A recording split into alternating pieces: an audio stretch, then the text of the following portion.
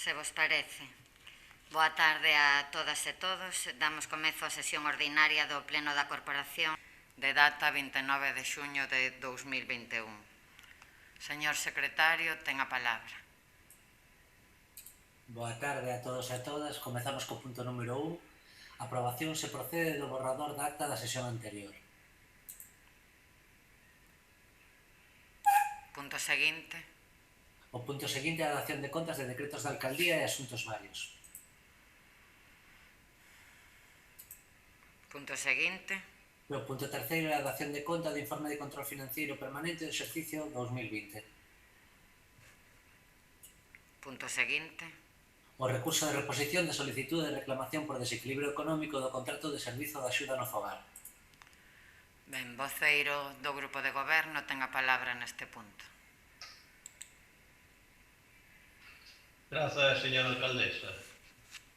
Boa tarde a todas e a todos. Ben, froito da pandemia do COVID-19, o día 22 de marzo de 2020, o Concello comunicou á empresa prestadora do servicio de axuda no fogar que debía de seguir levando a cabo as prestacións nos mesmos termos que se estaban a prestar dende o inicio do contrato. Posteriormente, o día 30 de marzo dese ano 2020, logo dunha petición de aclaración por parte da empresa, o Concello volve a comunicarlle que o servicio será prestado nos mesmos termos e aplicando a doutrina do risco e ventura. A continuación disto, a mediados do mes de abril dese ano 2020, a empresa solicitou a suspensión parcial do contrato, solicitude que foi desestimada en base aos informes emitidos polos técnicos municipais. Logo desta desestimación, a empresa novamente solicitou unha reclamación de desequilibrio económico derivado polas baixas voluntarias de usuarias e usuarios do servicio durante os meses de marzo, abril e maio do ano 2020. Este pleno, en base á doutrina antes citada do risco e ventura, desestimou esta solicitude na sesión que tivo lugar o día 26 de xaneiro deste ano 2021. Contra este acordo adoptado polo Pleno da Corporación, a concesionaria presentou un recurso de reposición que foi estudado polos técnicos municipais, tanto por parte da asesoría xurídica como pola coordinadora dos servicios sociais municipais, tal como informa a asesoría xurídica. Estamos ante un asunto no cal non concorren os requisitos ou condicións exixidas pola jurisprudencia para que exista un desequilibrio económico do contrato, polo que este recurso de reposición debe de rexeitarse. Por lo tanto, propoñemos ao Pleno da Corporación a adopción dos seguintes acordos. Primeiro, desestimar o recurso de reposición polos motivos expostos ao longo deste acordo, é dicir, o informe xurídico. Segundo, notificar este acordo á empresa concesionaria. E terceiro, dar traslado da presente resolución aos distintos servicios administrativos da Corporación. Nada máis que engadir nesta primeira intervención. Moitas grazas. Voceira do Bloque Nacionalista Galego ten a palabra. Moitas grazas, señora alcaldesa, e moi boa noite a todas. Ben, neste punto, como xa fixemos no pleno anterior a que facía mención o voceiro dos socialistas, estaremos en contra das reclamacións da empresa concesionaria do Servizo de Axuda no Fogar. Somos conscientes de que a situación foi moi complicada, a situación pola que pasou esta empresa non foi doada, asumiu o servizo o día 1 de marzo, é dicir, 2 semanas antes de se declarar o estado de alarma, mas esta situación non difire a grandes trazos da que viviron outras empresas, outros autónomos, e a sociedade en xeral. SACIR, a diferenza de outras empresas, non se vía obrigada a pechar os seus servizos, nin tivo que aplicar outro tipo de medidas de restricción. Esta é para nós a grande diferenza que se lle pode aplicar a este caso. A administración debe compensar a quen sufriu peches e SACIR non se ve incluída nesta listaxe de empresas que tiveron que pechar os seus servizos. SACIR e o SAF seguiron traballando e a día de hoxe van recuperando pouco a pouco a normalidade. Se houve unha merma no servizo foi pola falta de confianza do servizo nuns casos ou pola presenza de familiares no fogar noutros casos. Por tanto, estaremos a favor da proposta do equipo de goberno neste caso, aínda que seguiremos insistindo, máis unha vez, en que a xestión directa deste servizo, un servizo básico para atención ás persoas dependentes, nos evitaría no futuro trámites como este. Nada máis que engadir e moitas grazas pola súa atención. Moitas grazas. Voceira popular ten a palabra.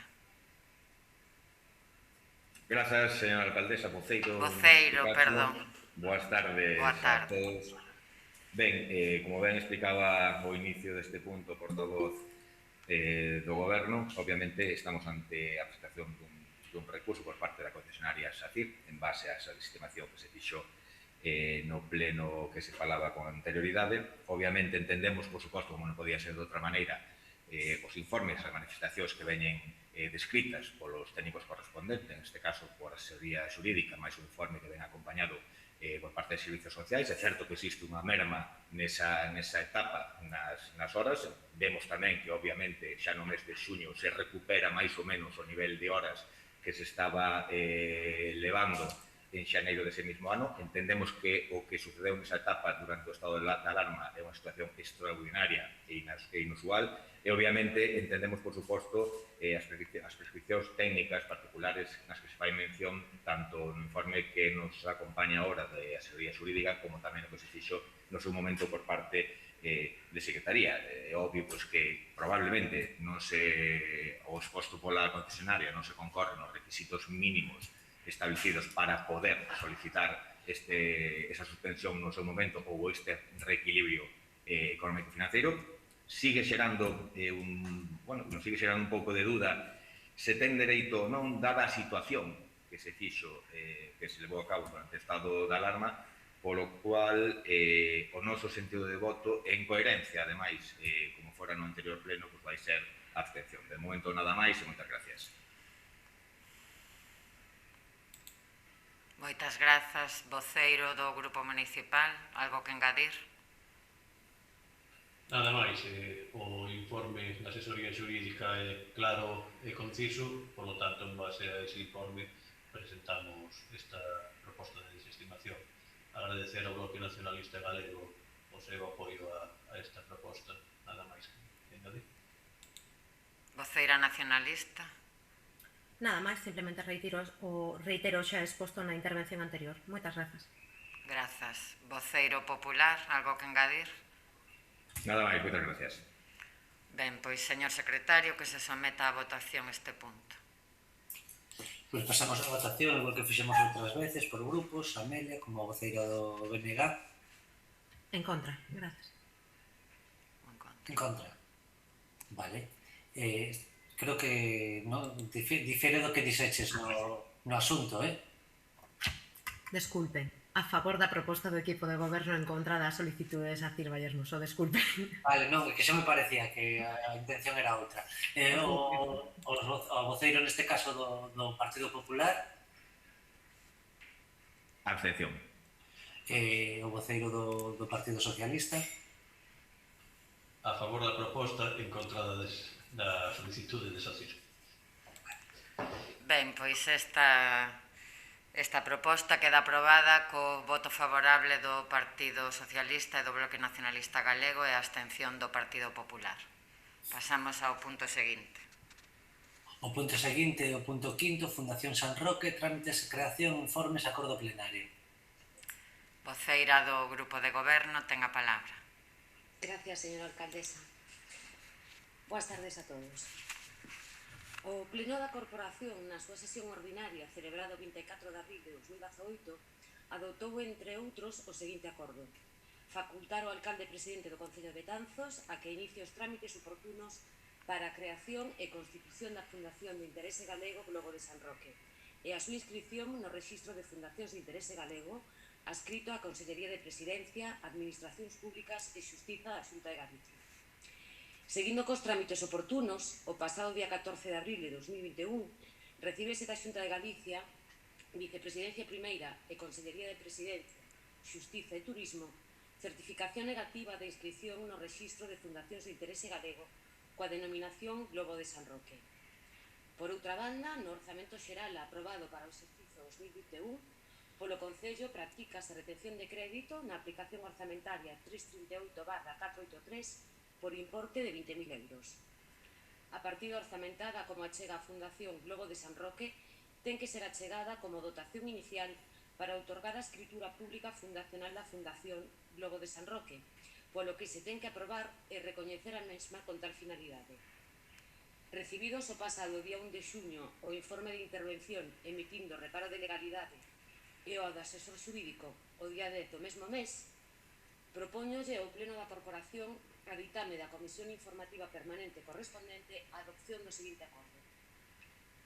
1. Levantar o reparo de legalidade emitido pola Intervención Municipal no seu informe con data 1 de xuño de 2021 en base ao exposto polo asesor xurídico no seu informe con data de xuño.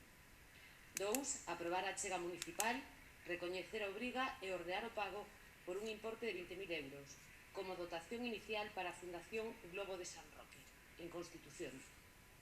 E 3. Notificar este acordo ás persoas interesadas e comunicar os servizos municipais afectados para o seu coñecemento e para os efectos oportunos.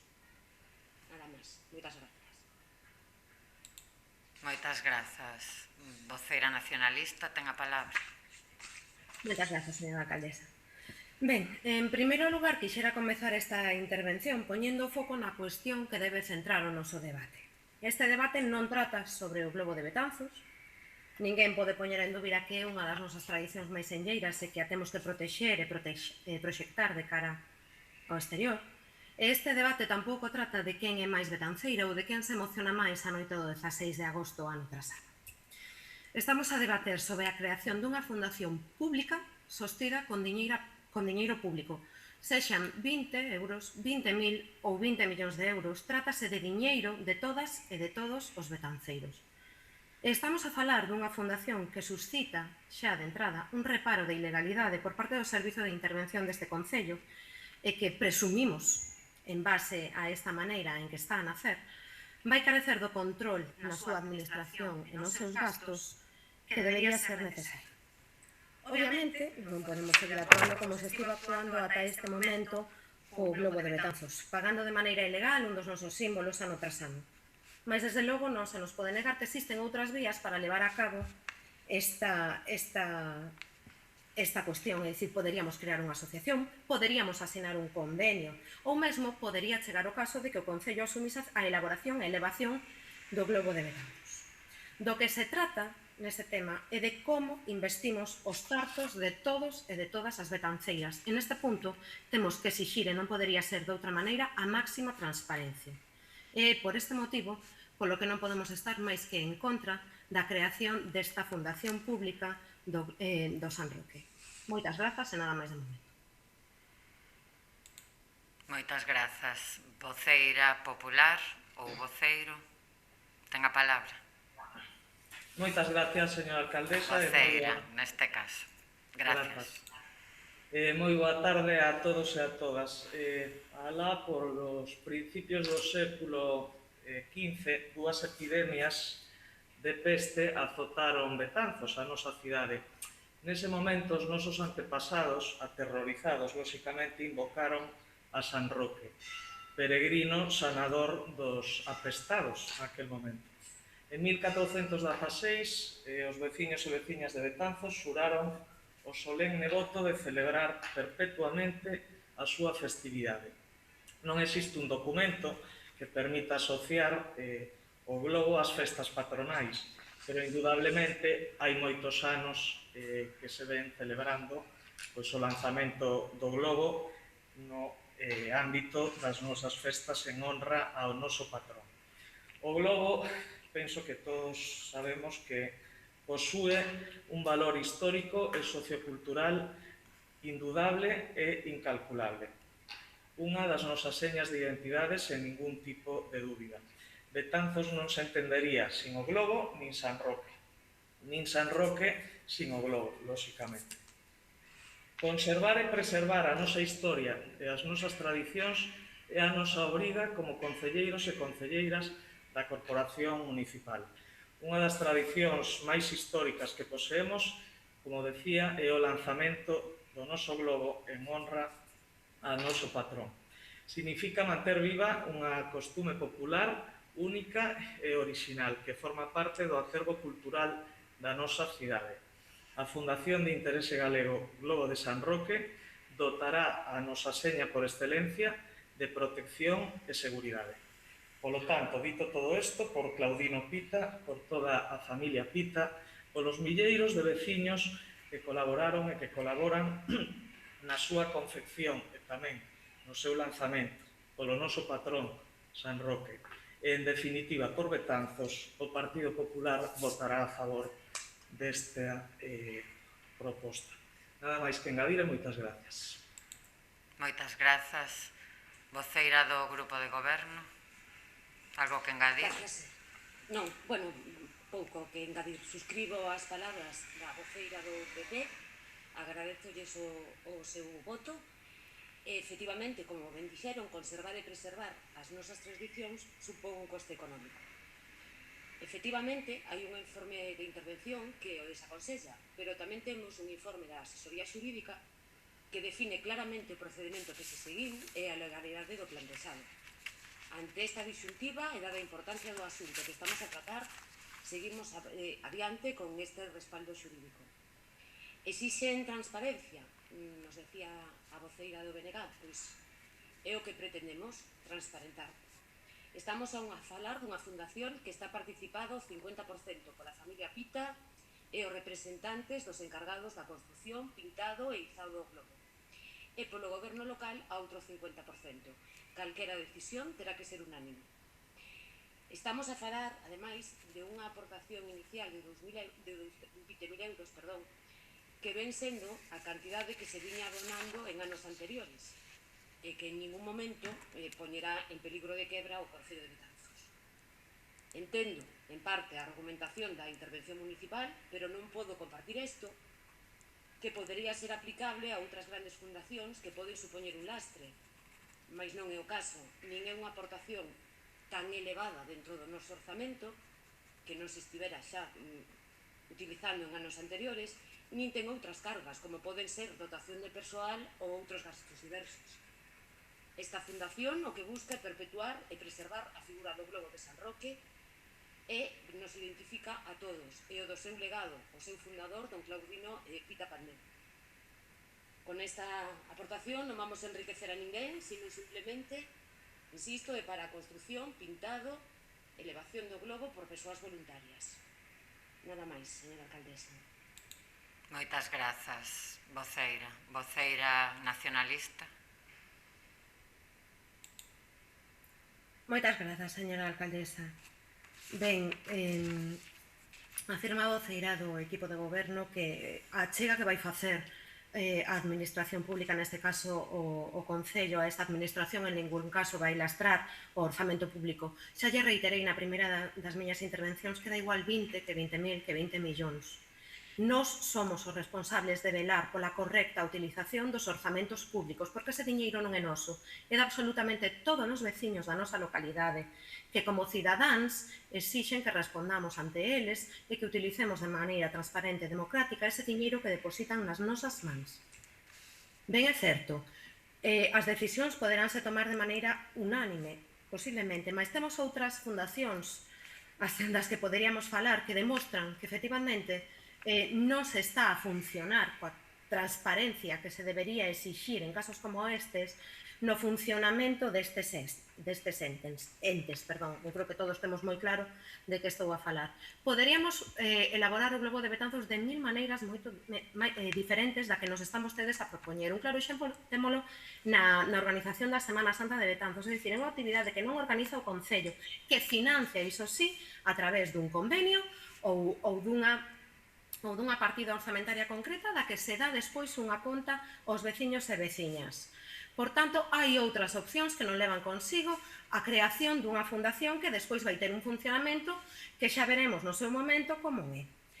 Canto á señora Vázquez, como xa lle dixen ao comezo da miña intervención, non se trata de cantos séculos leva levándose globo de Betanzos. Non se trata de globo si ou globo non, témolo todos moi claro. É un dos nosos buques insignias, incuestionable, e debe seguir elaborándose. Do que se trata é de como imos investir o diñeiro das betanceiras e dos betanceiros para unha finalidade concreta, que é a produción deste símbolo do que estamos a falar, do globo de Betanzos. Non é necesario crear unha fundación pública para este caso. A nosa obriga é preservar as tradicións, como vostede ben di, mas a nosa obriga non é crear fundacións opacas de dubidosa transparencia.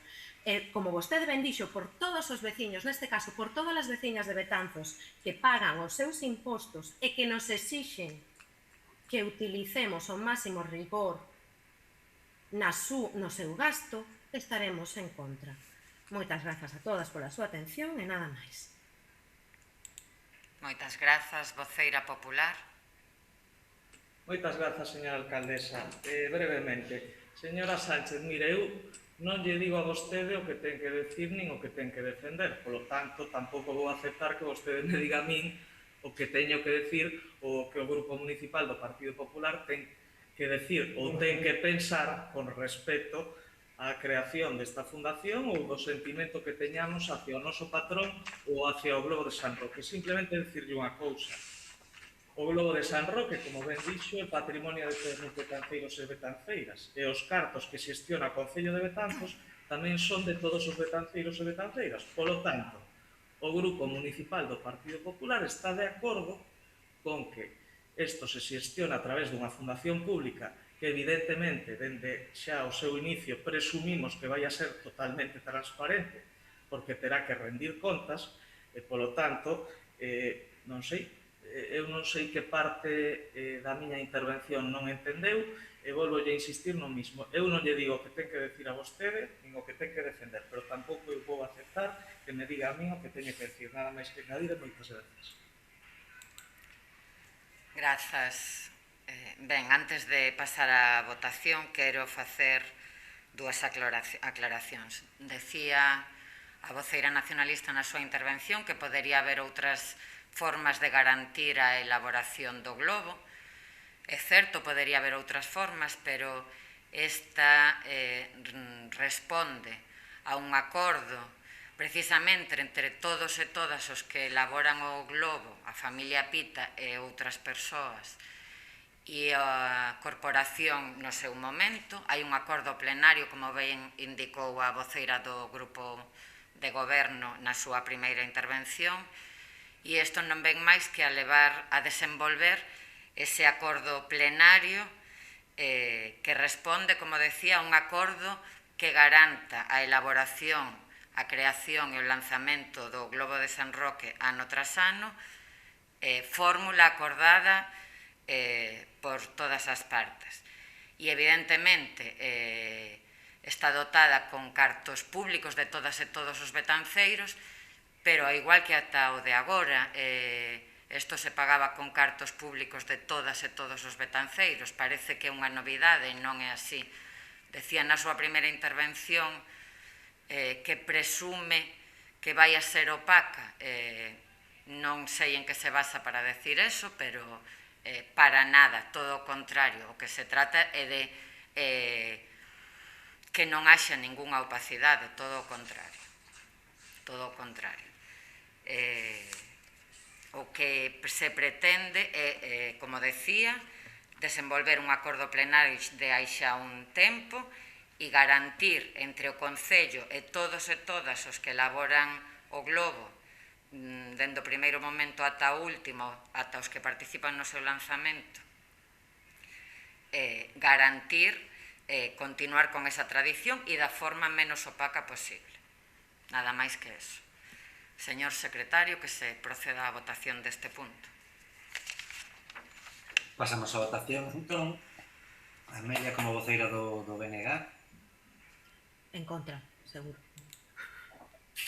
Entendido. Agora non me engano. Grazas. Nada. Neste caso, Cecilia, voceira do Partido Popular. A favor, gracias. Gracias. E Diego, como neste caso era Ángeles, pero como voceira do PSOE. A favor, perdón. Ben, pois este punto queda aprobado co voto favorable do Partido Socialista, do Partido Popular e o voto en contra do Bloque Nacionalista Galego. Pasamos ao punto seguinte. O punto seguinte é o punto sexto, moción do BNG relativa á nova tarifa eléctrica. Voceira nacionalista ten a palabra.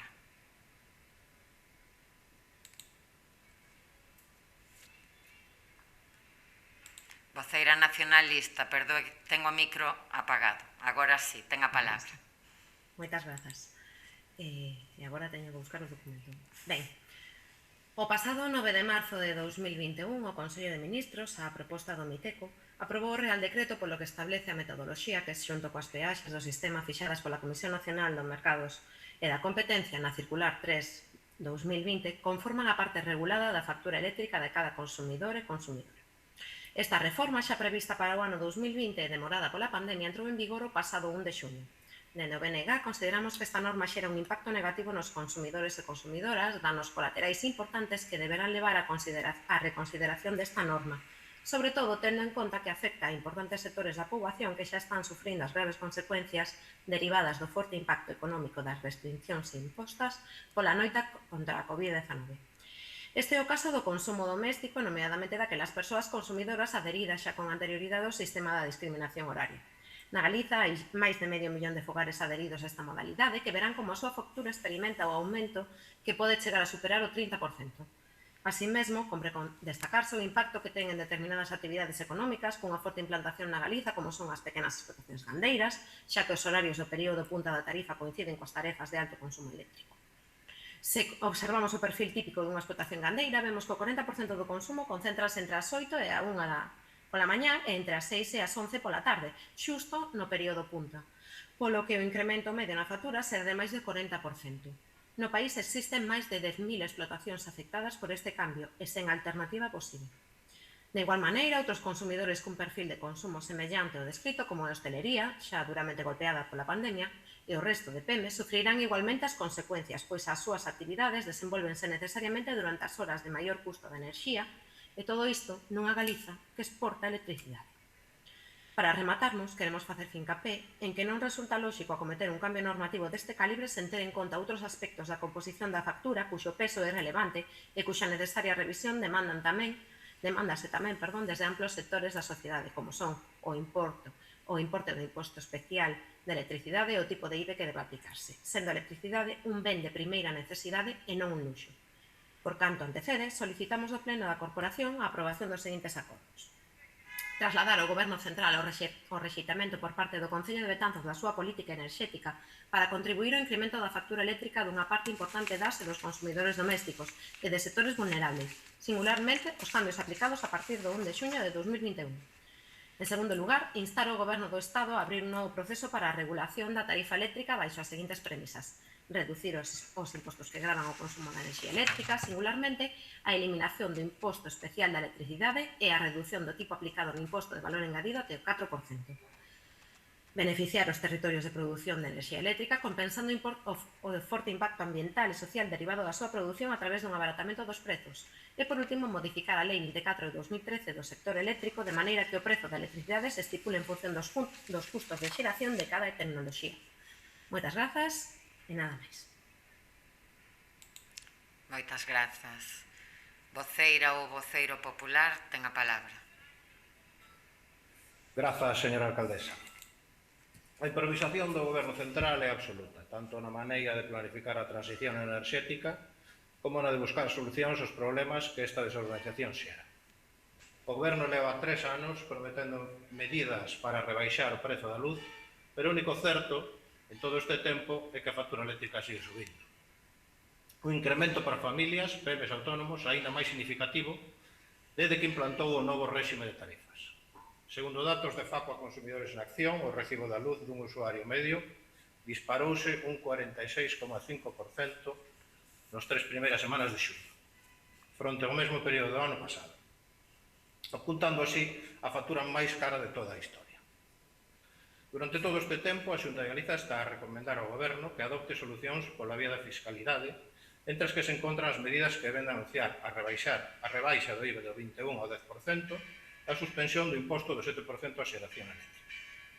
Pero, de momento, estas medidas son insuficientes, polo que é preciso que se adopten máis decisións para abaratar o recibo de luz. Por isto, propoñemos unha emenda de sustitución aos acordos propostos polo Goberno.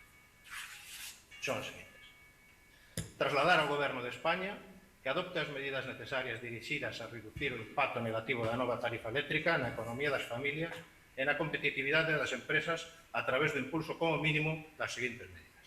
Primeiro, impulsar o descenso da factura eléctrica a través da revisión dos tramos horarios, así como da supresión do gravame do imposto sobre a produción da electricidade. Traspasar aos orzamentos xerais do Estado algún dos custos regulados da tarifa eléctrica e débeda do sistema eléctrico aos custos extrapeninsulares. revisar a tributación que soporta a factura eléctrica e impulsar unha reforma fiscal que armonice a fiscalidade que esta factura soporta en España cos gravames medios dos países do noso entorno. 4. Co obxectivo de impulsar a eficiencia enerxética e o autoconsumo, conceder máis peso específico ao termo de enerxía que é o de potencia. 5. Simplificar a factura eléctrica para facilitar a súa comprensión e poñer en marcha de inmediato unha campaña de información ás persoas consumidoras que explique de forma sinxela e comprensible a nova tarifa eléctrica. Facilite a toma de decisións e permita un consumo máis eficiente para evitar o encarecemento da suministración eléctrica. E sexto, ampliar o dereito de poder acollerse aos prezos voluntarios de pequeno consumidor, PVPC, ata potencias iguais ou inferiores a 15 kW para o consumidor doméstico co fin de facilitar o acceso ao bono social eléctrico. Neste sentido, se a emenda se acepta, pois o noso voto será favorable. Noutro caso, pois será abstención. Nada máis, de momento, gracias. Moitas grazas. Voceiro socialista, ten a palabra. Grazas, señora alcaldesa. Ben, estamos ante un debate de importante calado pola consecuencia que a factura da enerxía eléctrica está a producir nos fogares da nosa veciñanza. Estamos ante un debate complexo, posto que ten que ver coa regulación do mercado eléctrico, ten que ver coa democratización das collas eléctricas, ten que ver coa necesidade de impulsar un cambio no modelo enerxético e, polo tanto, en impulsar as enerxías renovables.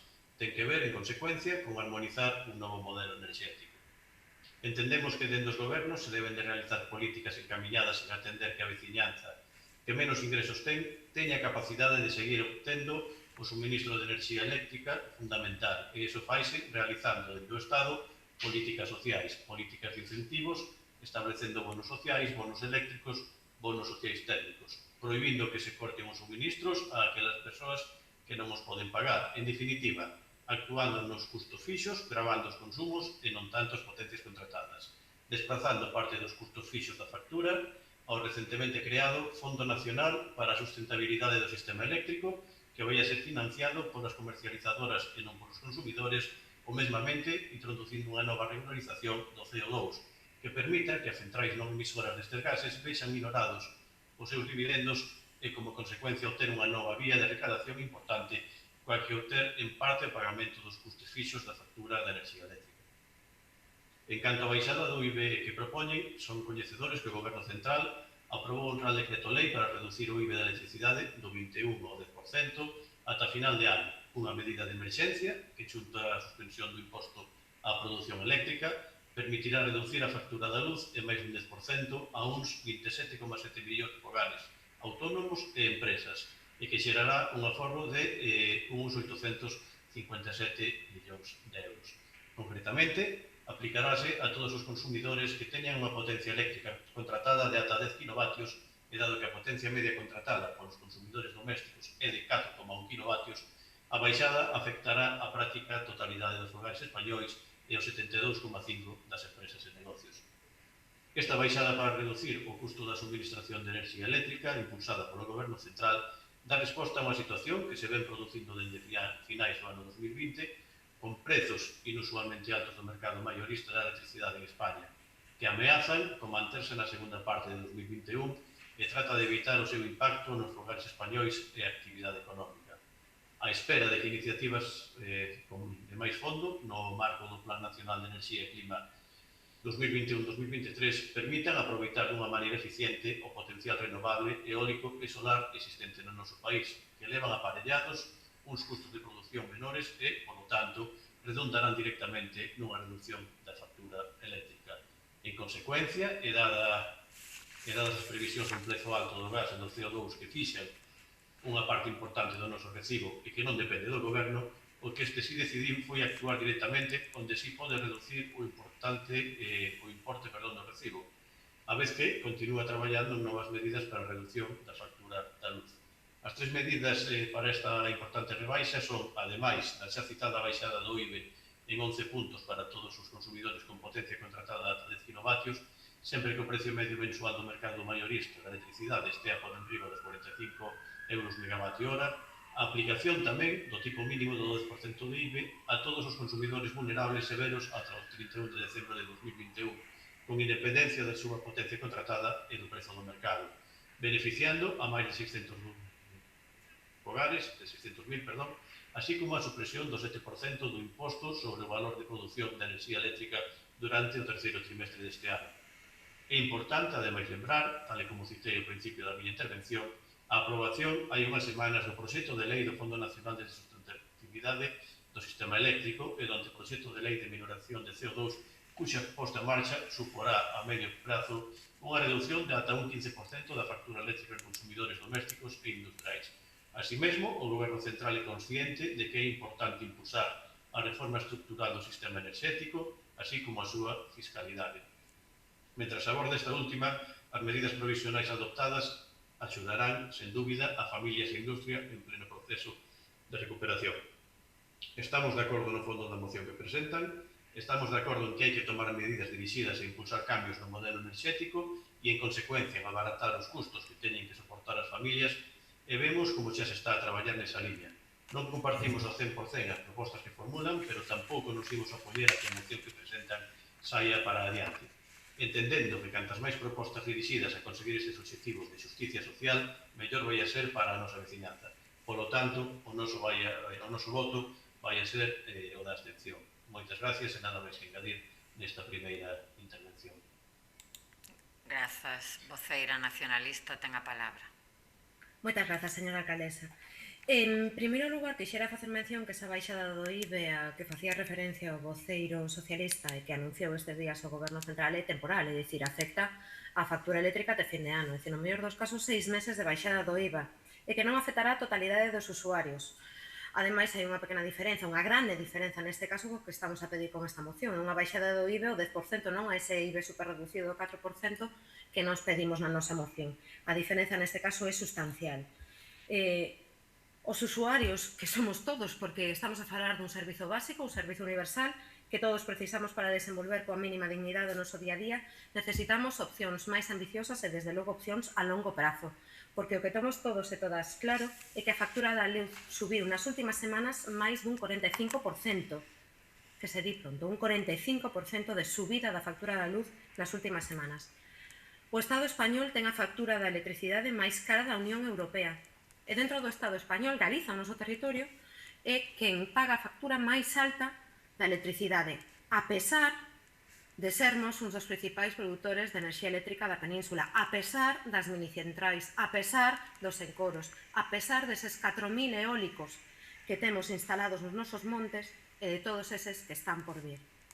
A estes feitos, compre unirle a falta de regulamentación da industria, que fai que a factura suba sen control nun servizo básico e que descoñecemos, ao final, cal é o custo real da produción eléctrica. Semellando case que son as empresas as que marcan o prezo desa enerxía e non o Estado, porque realmente son esas empresas as que controlan o mercado e non a inversa. De contarvos cunha enerxía propia, cunha tarifa eléctrica propia, que tivese en conta o noso rol como produtores e as consecuencias que sufrimos por termos asentado no noso territorio, eses mecanismos de produción aos que facía referencia anterior, a enerxía hidráulica, a enerxía eólica, a enerxía térmica, as galegas poderíamos pagar dunha vez por todas un prezo xusto por este servizo básico. Precisamos esa tarifa eléctrica para que deixamos compensado ese noso rol como grandes produtores de enerxía. Canto á emenda a que facía referencia o voceiro do Partido Popular, neste caso non a imos aceptar, obviamente non aceptaremos ninguna emenda en que non se recoñeza o noso papel como grandes produtores de enerxía eólica, porque consideramos que ese papel debe ser recoñecido e que as galegas e as galegas debemos ter un certo beneficio, xa que sufrimos, de alguma maneira, as consecuencias de sermos produtores desa enerxía. Ademais, consideramos que simplificar a factura realmente non abarata o custo, ben é certo que sí, que sería moi positivo comprendernos moito mellor por que estamos a pagar, mas iso non repercutiría no custo que ten que pagar o usuario a fin de mes. E ademais, consideramos que a nosa moción recolle as medidas que son necesarias para abaratar esta factura, mentres que outras que nos están a propoñer non van ao fondo da cuestión, que basicamente que non se pode seguir a permitir que sexan as eléctricas quen decidan o que pagamos os usuarios por un servizo básico para a nosa vida digna no día a día. Moitas grazas. Moitas grazas. Voceiro Popular ten a palabra. Grazas, señora alcaldesa. Non entendo moi ben por que non aceptan a emenda de institución, xa que son os acordos que fixeron vostedes no pleno do 9 de xuño xunto cos votos do Partido Popular, son o que aprobaron vostedes no Parlamento de Galicia. Entón, claro, non se entende moi ben se teñen claro o seu sentido ou como operar en este sentido. En fin, bueno, seguimos. A Xunta xa se está exercendo as súas competencias en materia enerxética. Por un lado, está traballando para promover un desenvolvemento eólico ordenado na comunidade galega que contén con todas as garantías técnicas, xurídicas e ambientais que exixe a legislación vixente, velando pola súa compatibilidade coa protección e sustentabilidade do medio ambiente. Unha enerxía limpia e sostenible que veta o BNG e o PSOE, a pesar de ser esencial no avance dunha Galicia máis verde. Neste sentido, compre recordar que a enerxía eólica contribúe a evitar as emisións de CO2, principal causante do cambio climático e principal ameaza para os ecosistemas naturais e biodiversidade. Por outra banda, os beneficios de axudas da Xunta para evitar cortes da luz desde 2014 son 25.000. Este ano o bono eléctrico galego contará con 1,6 millóns de euros. Ademais, están as axudas do INEGA en materia de aforro e eficiencia enerxética, así como para seguir impulsando o uso de enerxías renovables. Neste sentido, citar que o Instituto conta este ano un 33% máis de orzamento. Finalmente, en canto á tarifa eléctrica galega, que subxace na petición de bonificación aos territorios de produción de enerxía, sinalar que é un dos puntos de acordo de goberno asignado entre PSOE e BNG.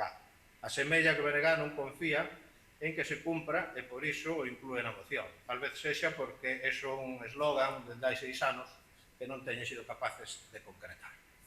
Moitas gracias e máis nada.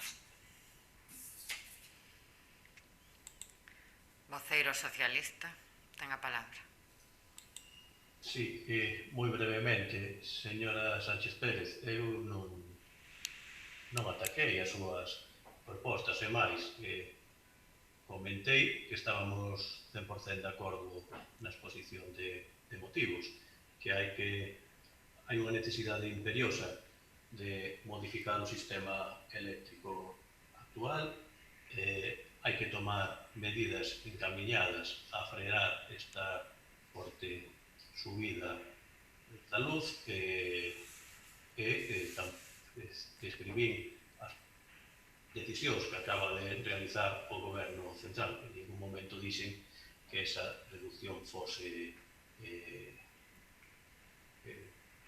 non fose acotada no tempo, xa dixen hasta finais de ano. Si beneficia a gran maioría dos consumidores dos hogares, ao 99,9%. Hogares de máis de 10 kilovatios contratados non creo que existan moitos, xa non é un hogar típico, máis ben sería unha industria das grandes.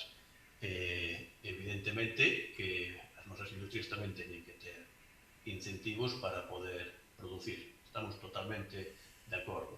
No que non estábamos de acordo na totalidade dos puntos que presentan, por eso nos abstemos, entendendo que a moción se vai a aprobar. Nós non vamos a ser óbices de que non se aprobe. Xa dixe que todas as medidas que se poidan levar a cabo van a ser ben recibidas.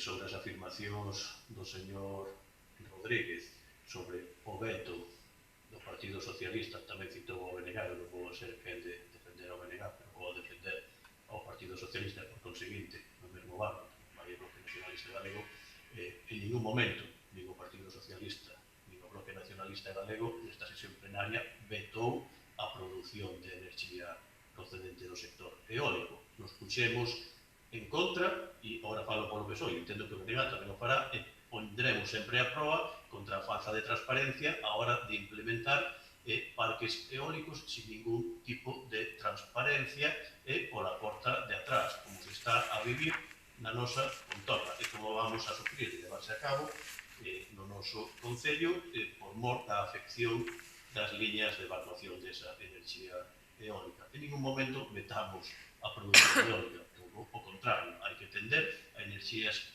renovables, pero con orde e con total transparencia. E fai gracia que se cargue do Partido Popular contra a xestión energética do Partido Socialista cando todas as medidas que se están a facer é precisamente para paliar decisións que se tomaron no pasado. Vou poñer só dous exemplos. Alá polo ano 2017 a nosa nación, España, e por conseguinte Galicia, viuse envolta nunha ola de frío que, unida á crise das centrais nucleares en Francia, dispararon o custo da electricidade. Que fixo o goberno Rajoy por aquel momento? Limitouse a aplicar medidas para incrementar a oferta no mercado do gas. O que agora fai o goberno central e que lles parece pouco ou insuficiente, naquel momento non se fixo nada, de nada, de nada. Pero temos que recordar, no primeiro mandato do señor Rajoy, no cal contou con unha maioría absoluta no Congreso, aproveitou para realizar unha reforma do sistema eléctrica e non só non despexou o recibo da luz, sino que implementou elementos como o imposto á xeración. Ese que ahora piden que se retire, pois ese imposto o creou o goberno de Mariano Rajoy. Tamén modificou o sistema de fixación de precios no mercado maiorista para instalar o actualmente vixente e que orixina as consabidas turbulencias e momentos de tensión nos mercados.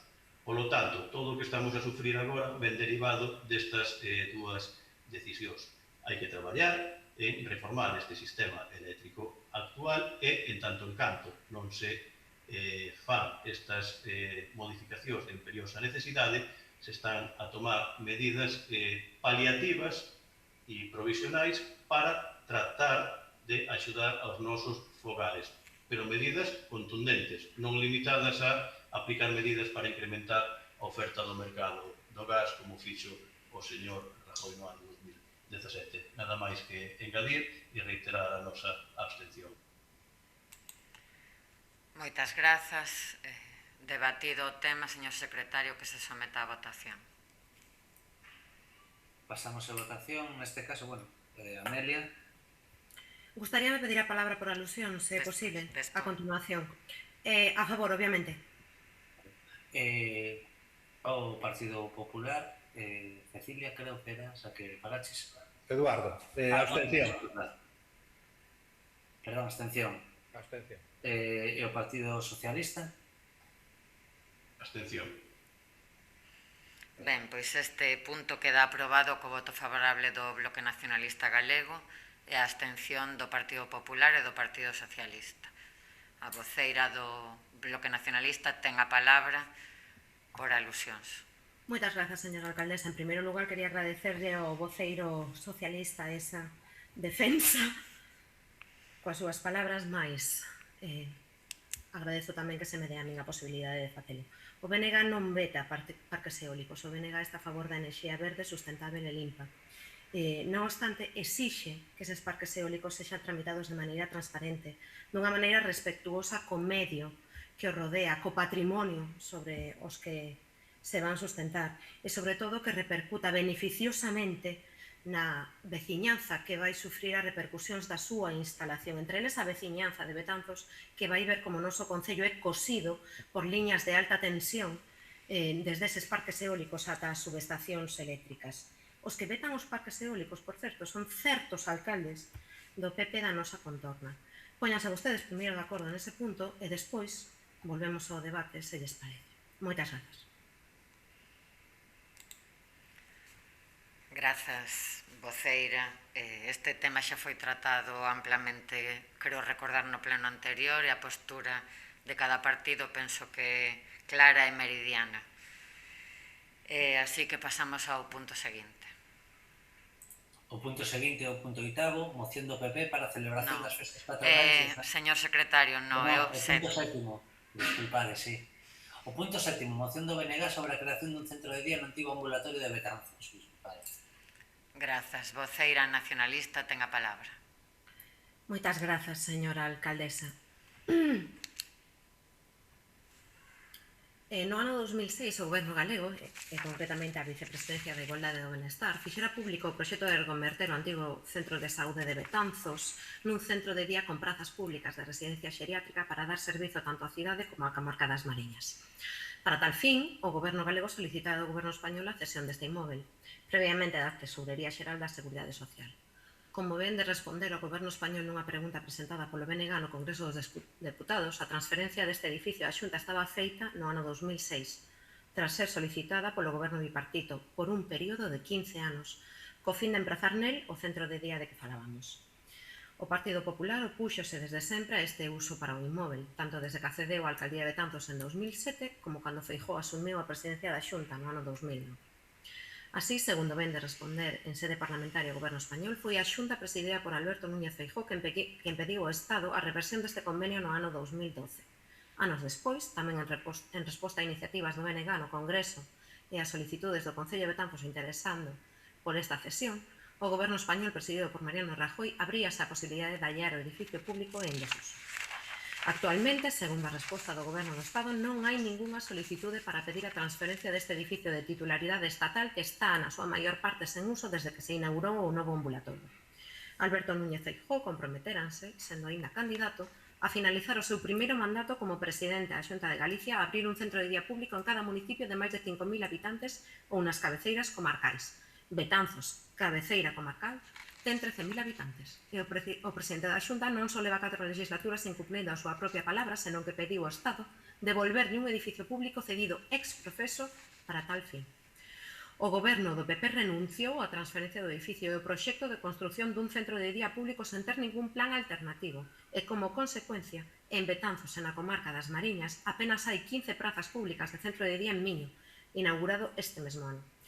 A renuncia a esta transferencia supuxo a renuncia a que Betanzos e a súa comarca teñan un centro de día público sen ofrecer ningún outra alternativa viable e cun custo de oportunidade inmenso para a veciñanza, ademais do constante e progresivo deterioro dun edificio público baleiro na súa maior parte, posto que só ten uso unha mínima fracción do mesmo coas oficinas da Tesorería Xeral da Seguridade Social, que doadamente poderían emprazarse noutro lugar para poñer en marcha este servizo asistencial imprescindible na sociedade actual, como proba o feito de que en todo o tempo en que a Xunta castigou a Betanzos en centro de día aparecesen dous de iniciativa privada. Por todo canto antecedes, solicitamos ao Pleno da Corporación a aprobación das seguintes acordos. En primeiro lugar, instar a Xunta de Galicia a tomar as seguintes medidas. Explicar os motivos polos que o Goberno galego pediu a reversión da transferencia do ambulatorio para convertelo nun centro de día como tiña solicitado. Propor unha localización alternativa para construir un centro de día en Betanzos, caso de non consideraren o antigo ambulatorio unha opción viable, e establecer uns prazos para a creación deste centro de día público de Betanzos. Moitas grazas pola súa atención. Moitas grazas. Voceira ou voceiro popular ten a palabra. Voceira, neste caso. Moitas grazas, señora alcaldesa. Vou volver a insistir pois na nosa postura con respecto a este tema no pasado mes de abril. Hai tan só 2 meses que o Bloque Nacionalista Galego presentou unha moción similar en canto a construcción dun centro de día, partindo da base que o Partido Popular de Betanzos está totalmente a favor da construcción dun centro de día en Betanzos e, como dixen e manifestei no pleno do pasado mes de abril, pelexaremos o que faga falta para conseguilo, evidentemente. Tal como decía, o dixemos no pleno do pasado mes de abril e repetirémolo novamente agora nesta sesión plenaria do mes de xuño. Nós estamos totalmente a favor de conseguir que se construa un centro de día en Betanzos para os nosos veciños e veciñas. O que non estamos a favor é de que se construa nun sitio que consideramos que non é o máis propio e o máis oportuno polos motivos que xa temos explicado na anterior sesión plenaria. Son os motivos de que esa ubicación non nos parece a mellor porque non hai accesibilidade, non hai zona con amplo aparcamento, polo tanto, consideramos que o Concello de Betanzos ten a súa disposición, a súa propiedade, outras parcelas de titularidade municipal, onde sí se podería dar un servizo de calidade con todas as medidas de accesibilidade para coches adaptados, para ambulancias, etc. Eu penso, señora Sánchez, que, perdone que lle diga, que se equivoca de plantexamento unha vez máis. Eu, en abril, penso sinceramente que se equivocou en abril e que se volve a equivocar novamente no mes de xuño. Eu volvo a propoñer e a poñer en riba da mesa o que dixen no pleno do mes de abril. Primeiro, hai que escoller a mellor ubicación. Segundo, hai que facer un proxecto. Terceiro, hai que presentalo na Xunta, na Diputación en Europa, en todas as administracións posibles. E asinar un convenio a 3, 4, 5, 6 ou 25 bandas. Evidentemente, tanto menos lle coste aos veciños e veciñas de Betanzos e ao Concello de Betanzos por conseguinte, mellor. Pero, primeiro, temos que empezar polo principio, non se empezan as casas polo tellado. Polo tanto, os pasos a seguir xa os amosamos, digo, non hai nin 2 meses, no pleno do mes de abril. Eu penso que a Xunta de Galicia non é quen ten que decidir cal é a mellor ubicación para o centro de día de Betanzos. Iso é unha cousa que lle compete ao Concello de Betanzos exclusivamente. Que ten que facer a Xunta de Galicia? Apoiar económicamente ao noso Concello para a construción dese centro de día, ao igual que está facendo en outros tantos concellos do territorio da comunidade autónoma. Pero a Xunta de Galicia non decide a ubicación, porque a Xunta de Galicia non é propietaria de terreos no Concello de Betanzos. O Concello de Betanzos, sí. Polo tanto, eu sigo insistindo no mismo. É dicir, é a competencia esa da Xunta? Non. De quen é a competencia? É do Concello. Sabemos cales son os pasos que temos que dar? Pois eu penso que deberíamos de deixarnos de xogar o centro de día e se realmente queremos que o centro de día se construa e se leve a cabo, eu fagolle a seguinte proposta. Imos a instar ao Concello de Betanzos a convocar unha xunta de voceiros e voceiras urxente para escoller a maior ubicación. Instar ao Concello de Betanzos a elaborar o proxecto e presentalo, como decían, todas as administracións públicas que poidan aportar fondos para a consecución deste centro de día. Esa é a proposta do Partido Popular, indo por diante que estamos a favor totalmente da construción dun centro de día en Betanzos, noutra ubicación. Nada máis que engadir polo de agora e moitas gracias. Voceiro socialista ten a palabra.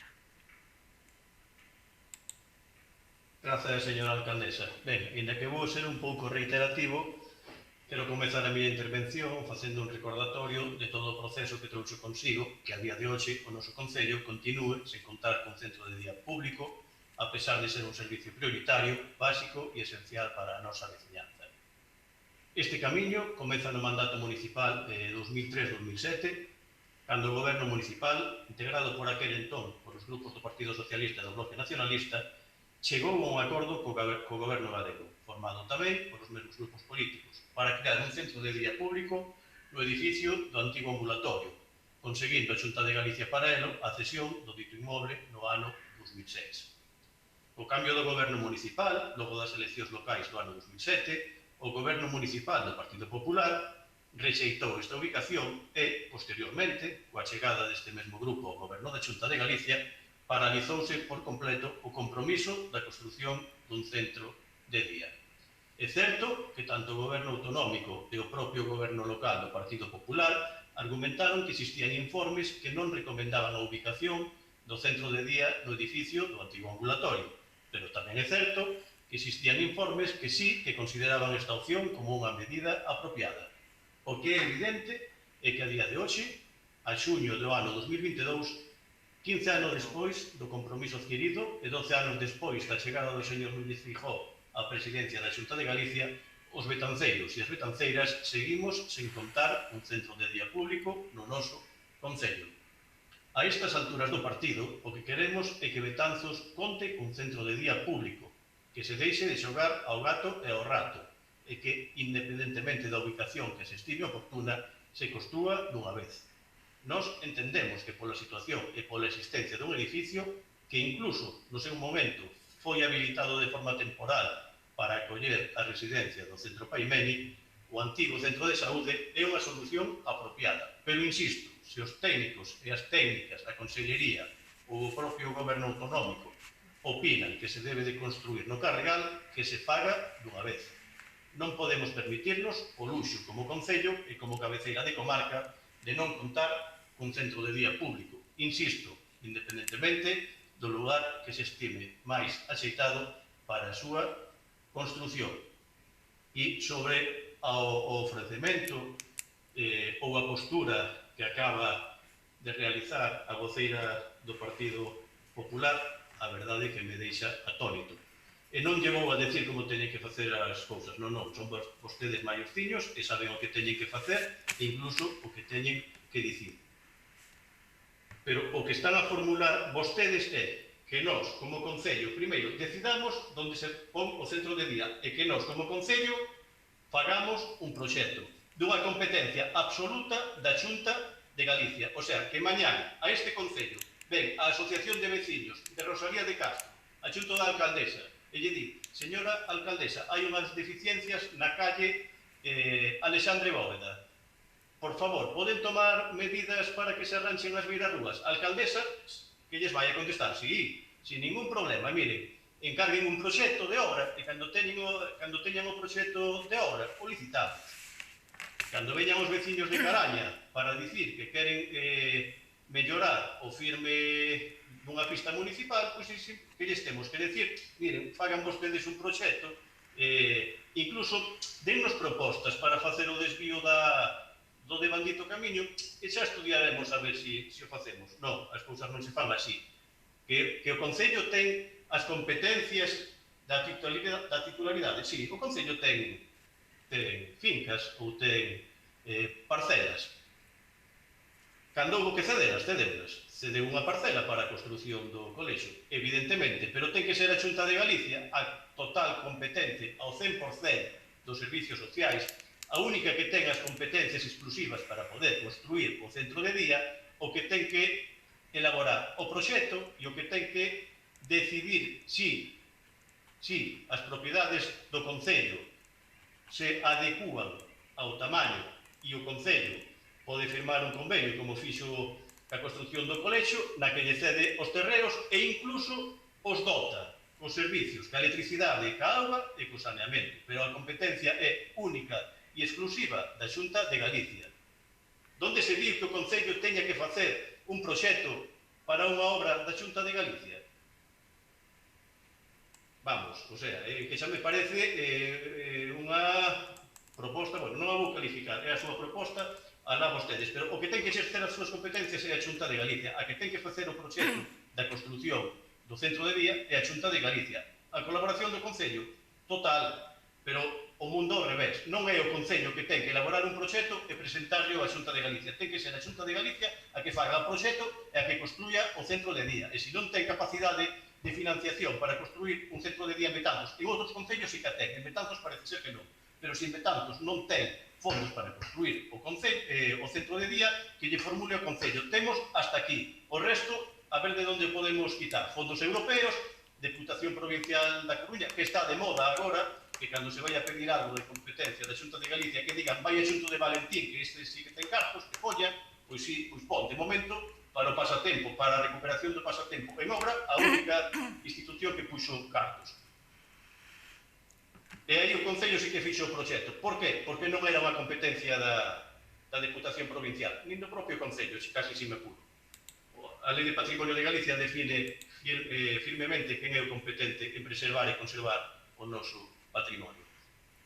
O dito, centro de día xa, dunha vez, levamos 15 anos de retraso. Se naquel momento o goberno municipal do Partido Popular non se plantara por unha decisión política ante o vicepresidente Ancho Quintana, o centro de día estaría construído. Se o señor Feijóo cumplira a súa palabra dada de que no primeiro mandato ia construir centros de día en todos os concellos de máis de 5.000 habitantes, o teríamos, pero claro, somos Betanzos. Non o debemos de merecer. Nada máis que engadir. Grazas, voceiro, voceira nacionalista, ten a palabra. Moitas grazas, señora alcaldesa. Ben, afirmou a voceira do Partido Popular que o PP, o Partido Popular de Betanzos, está a favor da creación dun centro de día no noso Concello. Non obstante, tiñamos todos os elementos para a súa creación no seu momento en base a un informe que podría ser facilmente rebatido con outros informes que xa existían no seu momento. Esta idea botouse para atrás. E nunca propuxeron alternativas. Hai 12 anos dese momento e nunca propuxeron alternativas. Sen tempo non foi. Afirmaba a señora Vázquez que a Xunta non é propietaria de ningún terreo no Concello de Betanzos en que levar a cabo unha obra deste tipo. A única realidade é que no ano 2006 tiñamos un edificio que naquel momento requería unha inversión mínima para levar a cabo este proxecto. Tiñamos o proxecto para reconverter os usos deste edificio e renunciouse a él. Renunciouse a él mediante o papel escrito. O goberno bipartito fixo todo o que puido na súa man para conseguir esta transferencia por 15 anos. Mais unha vez que Alberto Núñez Feijóo chegou ao poder, renunciou a esta opción plausible para realizar un centro de día no noso Concello. Ollo, xusto despois de prometer que os concellos de 5.000 habitantes ian ter un centro de día. Algo non cadra aquí.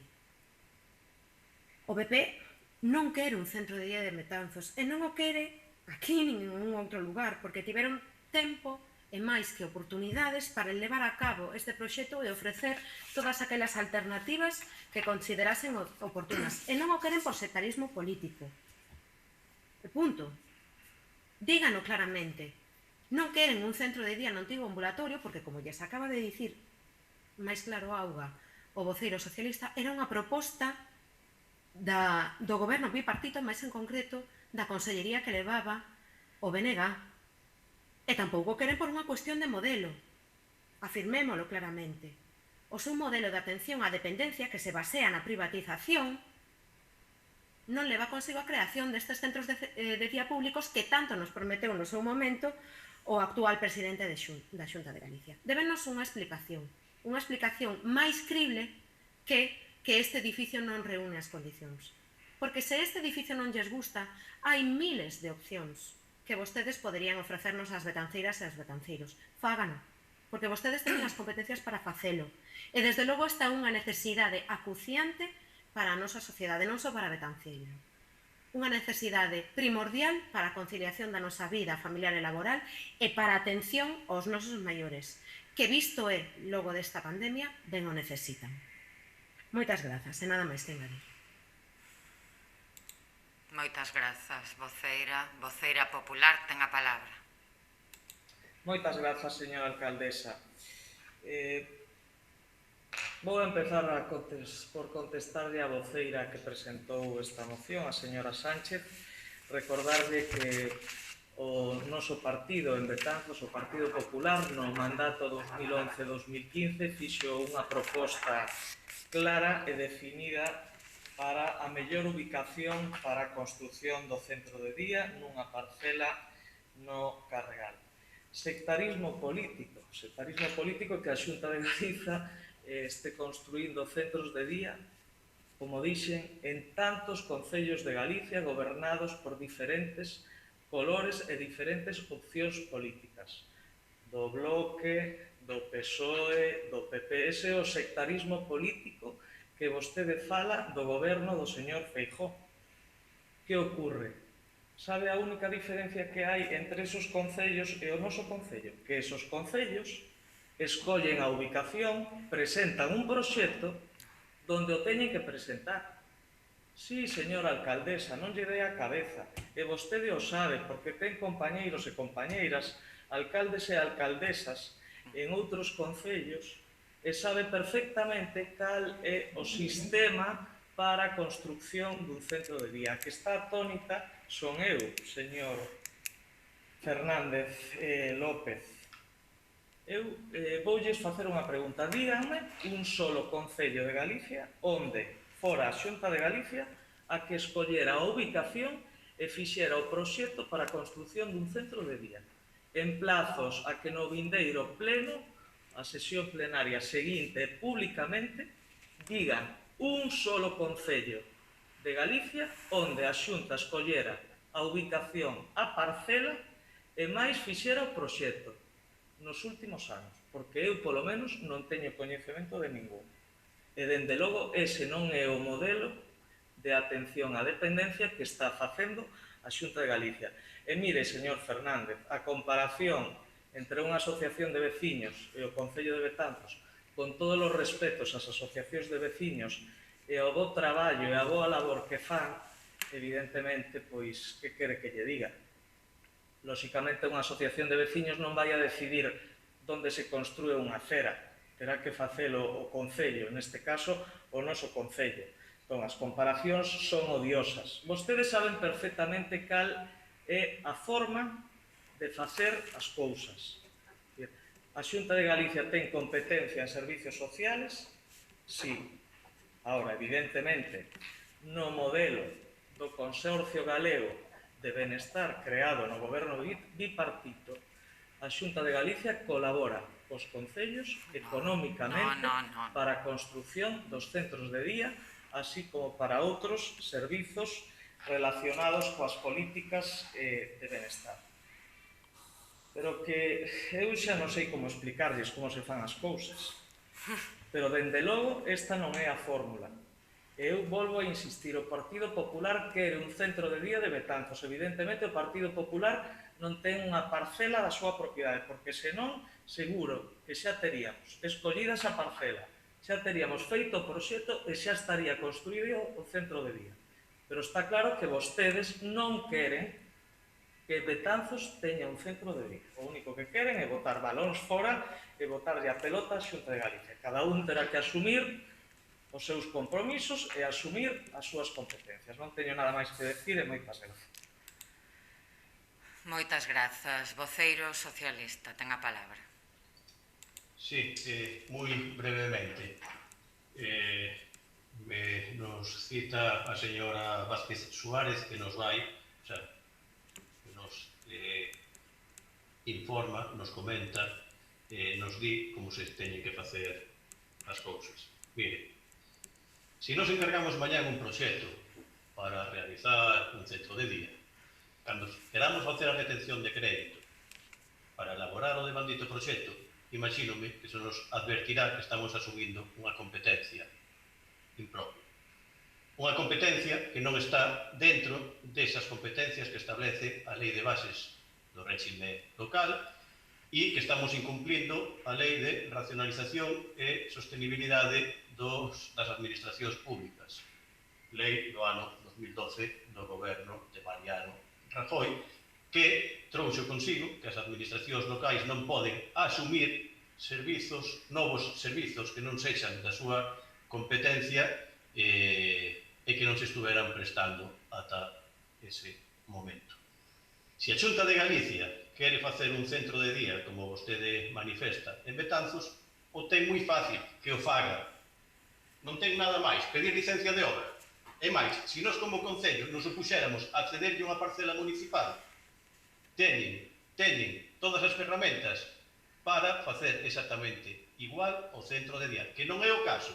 Se a ubicación do antigo ambulatorio non vale por criterios técnicos, imagínome, non por criterios políticos, por criterios técnicos, terán que nos sentamos, non hai problema, e se esa parcela cumple esos criterios técnicos, a parcela do Carregal, está aí e se chegaría a un acordo sin ningún tipo de inconvinte. Polo tanto, está na man da Xunta de Galicia, a administración competente ao 100% de realizar a obra, de facer o proxecto e de chegar ao acordo co Concello de Betanzos para a cesión dos terrenos, sin ningún tipo de inconvinte. O demostramos cando houbo que demostrarlo, cando houbo a intención por parte da Xunta de Galicia.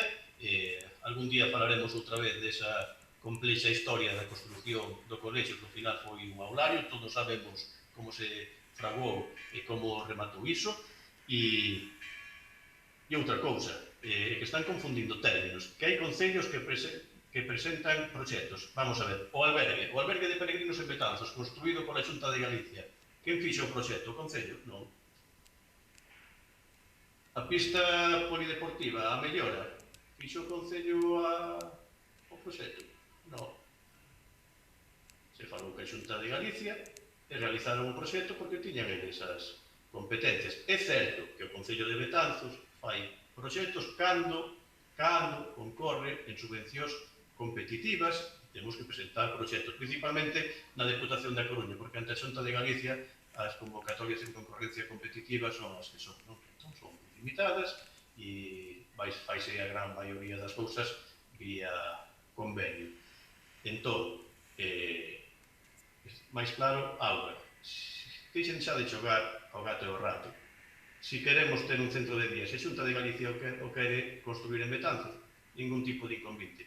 Que pida a licencia de obra, que pida os terrenos, pode escutar este pleno. Ofrecemento total do Concello de Betanzos á cesión dos terrenos en caso de que non se considere o lugar axeitado o antigo centro de saúde. Pero que fagan, que é a súa competencia, que deixen de desviar valores, que deixen de dicir en complicidade co Grupo Municipal Popular de Betanzos a Deputación Provincial. Si a Deputación Provincial pode con todo. Pode co rescate da hostelería, ca recuperación do pasatempo e agora tamén vai ser a quen teña que construir os centros de día competencia da Xunta de Galicia. Está en debate a supresión das deputacións e eu creo que con estas tesituras igual hai que debatir, suprimir outros entes. Nada máis que engadir e reiterar o noso voto favorable, señora alcaldesa. Moitas grazas. Antes de pasar á votación deste punto, quero facer varias apreciacións neste caso. Celebro que o Partido Popular de Betanzos diga claramente que está a favor da construción dun centro de día en Betanzos. Aínda que non engadiu a palabra público, quero pensar que é así. A construción dun centro de día público en Betanzos. O que non celebro é que nos diga que está cansada de explicarnos como se fan as cousas. Señora voceira do Partido Popular de Betanzos, quero achacar esta frase a un descoñecemento, a un erro. É nada máis que a iso. As cousas non se fan na orde que vostede dixo para nada. Cando estamos a falar dun edificio no que a competencia plena é de outra administración. É como se plantexáramos facer un centro de saúde e dixera o mismo, ou un colexio e dixera o mismo. Non. Vou a dicir unha cousa, este pleno, neste mandato e noutros mandatos anteriores, manifestou por activa e por pasiva. Esta alcaldía e as anteriores alcaldías manifestaron diante do presidente da Xunta por activa e por pasiva, que a ubicación non ia ser un problema, que nós entendemos que ese edificio do antigo ambulatorio sería o ideal, pero que se os técnicos da Consellería entenden que non é así, non nos imos a opoñer a que sexa noutra ubicación. Mais claro, auga. A ubicación non é un problema. O Concello ten escollida a ubicación. E preferiblemente ese edificio. De non ser así, válenos calquera outra ubicación no termo municipal de Betanzos. O proxecto, señora voceira do Partido Popular, teno que facer a administración que ten competencias para a construción dese edificio. Xa sei que ao millor a Xunta de Galicia está mal acostumbrada a que os concellos teñan que asumir proxectos que non lles corresponden, como foi, no noso caso, non hai moito, o proxecto do patio do aulario de infantil. Efectivamente, cun acordo o Concello de Betanzos, entre o Concello e a Consellería correspondente, o Concello de Betanzos fixo o proxecto e a Consellería asumiu as obras. Se o plantexamento da Xunta de Galicia é adiante, facemos o centro de día, pero que sexa o Concello o que elabore o proxecto, este Concello non vai a poñer trabas. Xa se dixo tamén en sesión plenaria. Non vai a poñer trabas de ningún tipo. Non nos corresponde, que o teña claro, non nos corresponde, habería un reparo de seguro, como houbo no caso do patio, pero faceríamolo.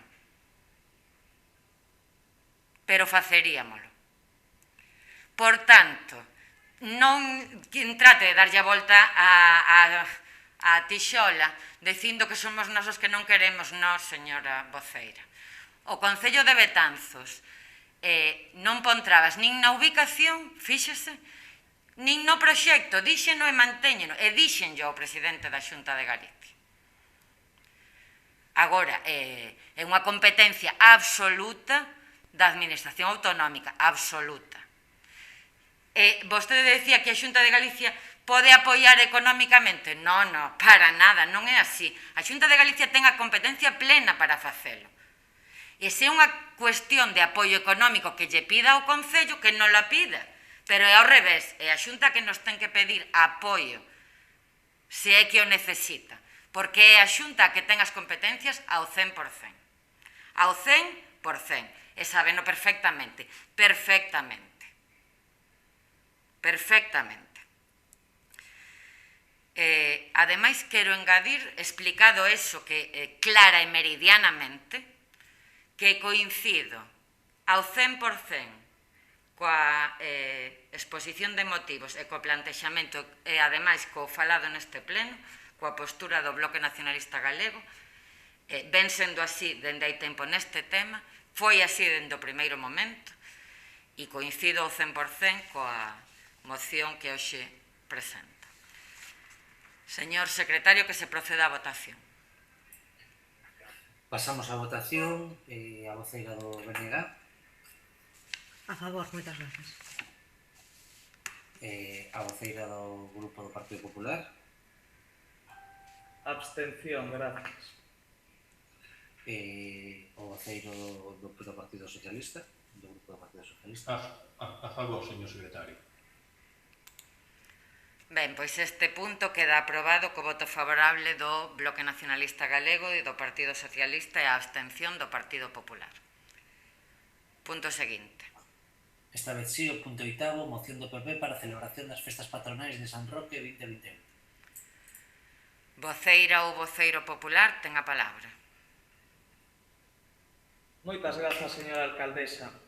A declaración do estado de alarma e a situación de emerxencia sanitaria estableceron a suspensión ou limitación dun número importante de actividades sociais e económicas, así como restriccións na mobilidade das persoas ante o risco que todos coñecemos que corremos con respecto á saúde pública. Todas as administracións debemos de traballar coa máxima lealdade e coordinación para implementar dentro do respectivo marco competencial medidas que garantan a seguridade e a saúde dos cidadáns, así como tamén aquelas que contribúan a minimizar o impacto económico e social derivado desta crise sanitaria. En primeiro lugar, nos debemos velar porque o noso Concello, en función das disponibilidades orzamentarias e persoais e dado o carácter de administración máis próxima ao cidadán, preste a mellor atención posible aos sectores máis castigados por esta pandemia,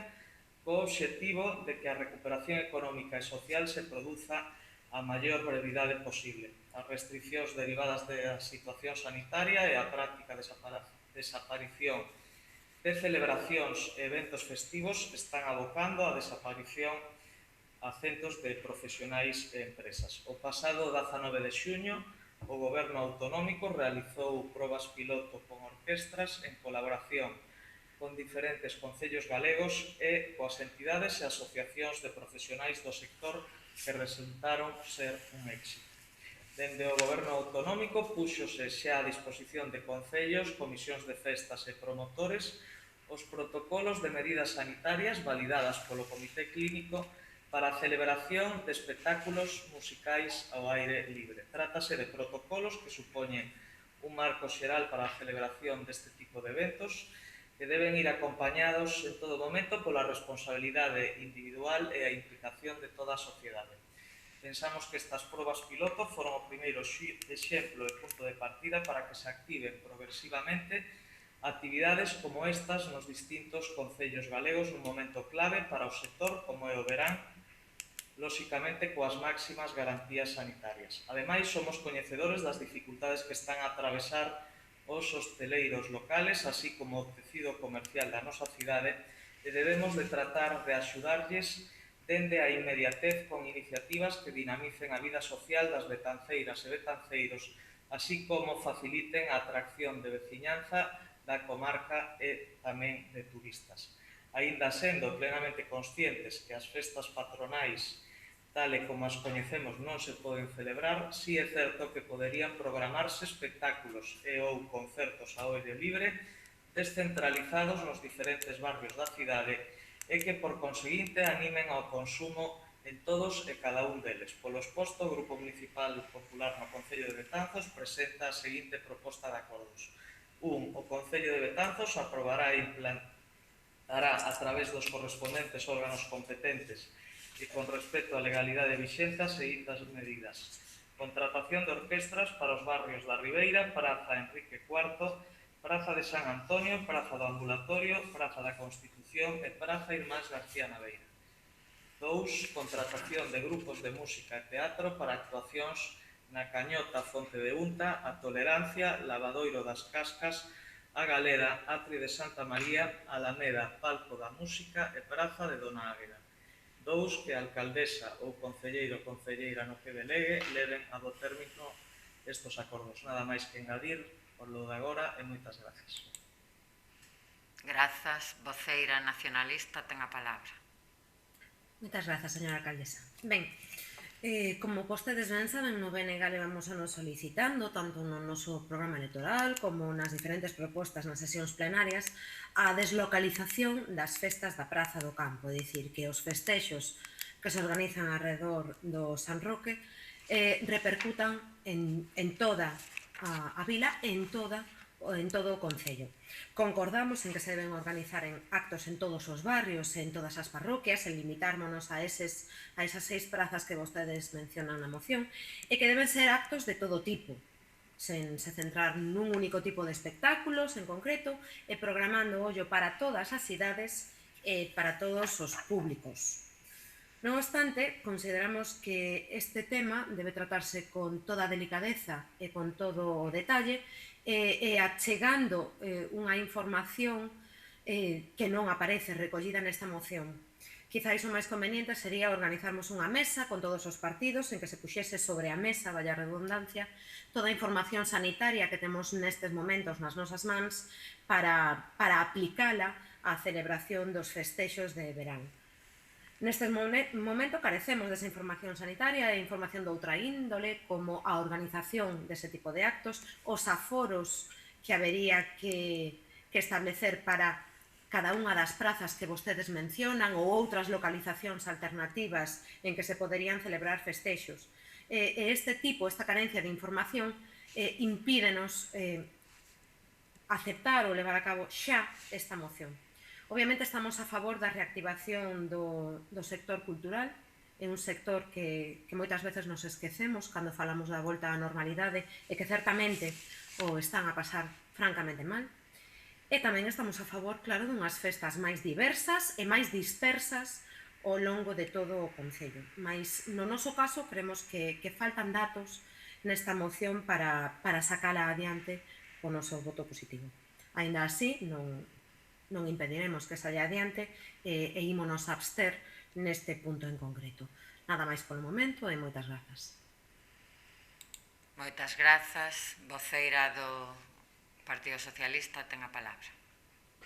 Gracias, señora alcaldesa.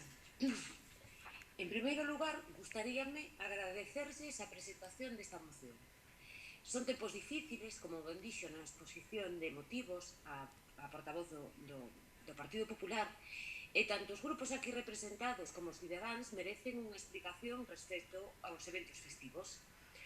Somos conscientes da tradición das nosas festas, do impulso económico que supoñen para o noso concello e da necesidade que ten a cidadanía de lecer, de espallamento, de reunión con familiares e amigos.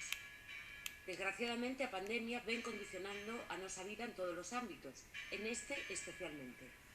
Non obstante, a nosa prioridade é e seguirá sendo a seguridade e a saúde dos cidadáns. Entendemos tamén, dende logo, os grandes problemas que atravesan os traballadores destes sectores, os sectores culturais, musicais, etc. Traballamos neste senso e podolles adiantar que temos diseñado un programa festivo que, aínda que aloixado do habitual, pretende a celebración de varios eventos. Propóñenos vostedes a contratación de orquestas en varios barrios. Voume remitir, neste caso, o punto de vista técnico dos nosos traballadores, que conclúen o seguinte. Por un lado, a actuación de orquestas nas localizacións propostas sería moi complicada no escenario sanitario actual. Nestes momentos é moi complicado establecer o poder de convocatoria dunha orquestra, para non pasarse nin quedarse curto, en canto a afluencia de público. O protocolo da Xunta de Galicia para este tipo de eventos establece que teñen que realizarse en lugares acotados, con control de acceso público e coa posibilidade de facelo cos asistentes de pé ou cos asistentes sentados. En calquera dos casos, a cantidade de recursos humanos necesarios para o control de todos estes elementos, en concreto no caso de Arteixo, nunha das probas que fixo a Xunta, falouse de máis de 50 traballadores entre Policía Local, Protección Civil, Acomodación e Seguridade. E para os traslados de material a todos os puntos propostos. Quedan claramente fora das posibilidades económicas e humanas do Concello de Betanzos. Os recursos adicados ás festas nun ano normal, saben vostedes que este ano foron adicados a paliar parte dos efectos da pandemia. Por outra banda, o Concello de Betanzos ten previsto implementar un programa de actos culturais nos meses de xullo e agosto, cun montante de case 50 actuacións, que ben sexan polo seu perfil menos multitudinario ou pola ubicación escollida, de máis fácil control no tema de públicos nesta situación sanitaria, vanse a desenvolver en moitas das ubicacións propostas polo Grupo Municipal Popular. Sin embargo, outras das ubicacións propostas parecen moi difíciles de emplear por cuestión de espacio, por cuestión de logística, por cuestión económica e por cuestión dos recursos humanos que deberían de emplearse. Mencionar tamén que levaremos a cabo estes actos non só en as ubicacións, moitas das ubicacións que nos propoñen, senón que tamén as levaremos ao rural. Iria de Piadela, Castro, San Rozo ou San Martiño contarán con actividades. Quero dicirlles que, inda que entendemos o sentido, o noso voto, posto que se refiren ás orquestas, vai ser en contra. Nada máis polo momento. Gracias. Grazas. Voceira popular, ten a palabra. Moitas grazas, señora alcaldesa. Bueno, pois agradecemoslle a voceira, neste caso, do Partido Socialista, que nos avanzara polo menos algo do que vai ocurrir no noso Concello ao longo dos vindeiros meses, porque se ben é certo que somos conscientes das circunstancias nas que nos atopamos, evidentemente a COVID-19, o virus todavía andan por aí, campando as súas anchas, e, polo tanto, somos plenamente conscientes que hai que ter en conta, lóxicamente, isto, e, polo tanto, non se pode organizar calquer evento de carácter cultural ou festivo sen, lóxicamente, atender aos protocolos que, como decía, aprobou o Comité Clínico do Sergas. Tamén é certo que, bueno, somos conscientes que o noso Concello vai a celebrar a partir deste sábado, deste fin de semana, un ciclo de concertos no Parque do Pasatempo, e entendemos que se celebrarán tendo en conta, lóxicamente, todas as medidas, todos os protocolos que propón e que impón a Xunta de Galicia. Evidentemente, nos presentamos esta moción con carácter constructivo, co ánimo, evidentemente, de aportar. É certo que normalmente a oposición sempre se nos tacha de solo cuestionar e criticar, pero a nós, dende o Partido Popular de Betanzos, nos gusta facer propostas, como decía, constructivas, e, polo tanto, podemos entender que non lles gusten ou que non vexan a posibilidade de realizalo. Gostaríamos, evidentemente, ter moita máis información da que nos trasladaron, porque prácticamente é nula. Sabemos que van a facer algunha cousa, pero non sabemos nada máis. Pero, bueno, evidentemente, as propostas que se presentan ás sesións plenarias corren o risco de ser benvidas ou non.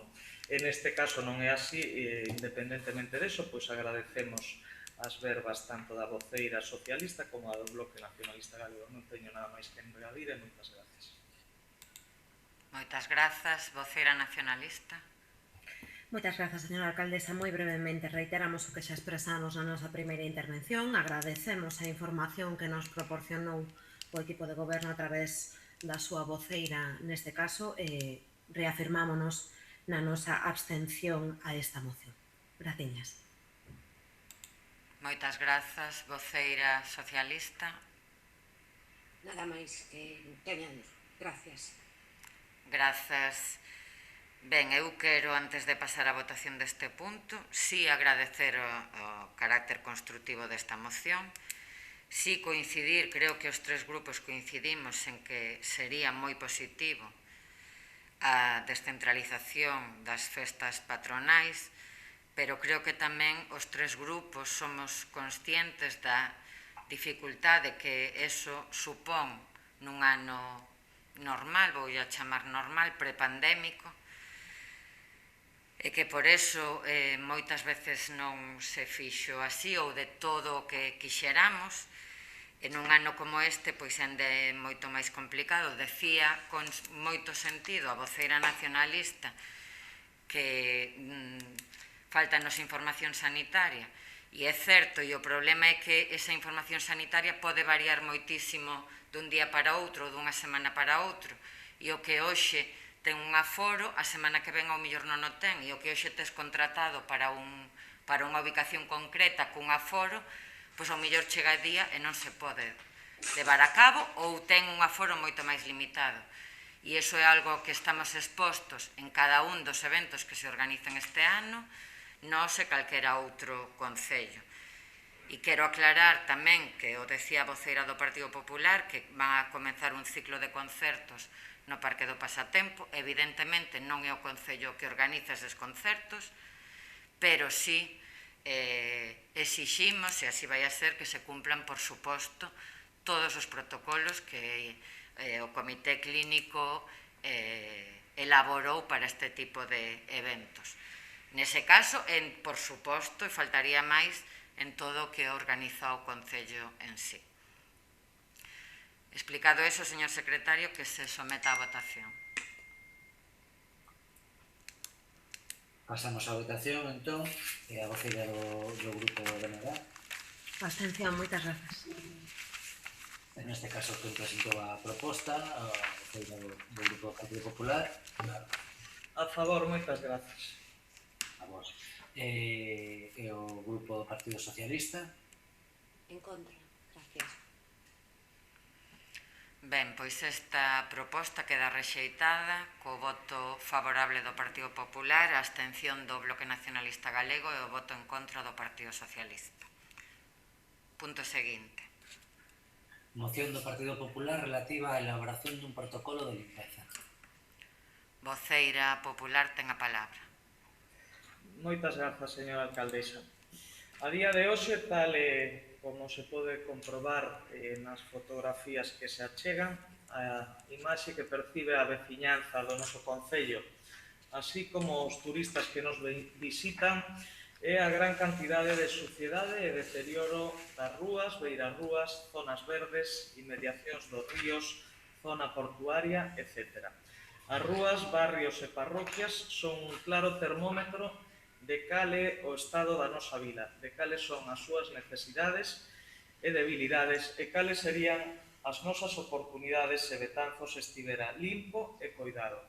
Non hai unha soa rúa, barrio ou parroquia na que non haxa queixas de veciños e colectivos sobre a visible e habitual suciedade que desgraciadamente xa caracteriza a nosa cidade.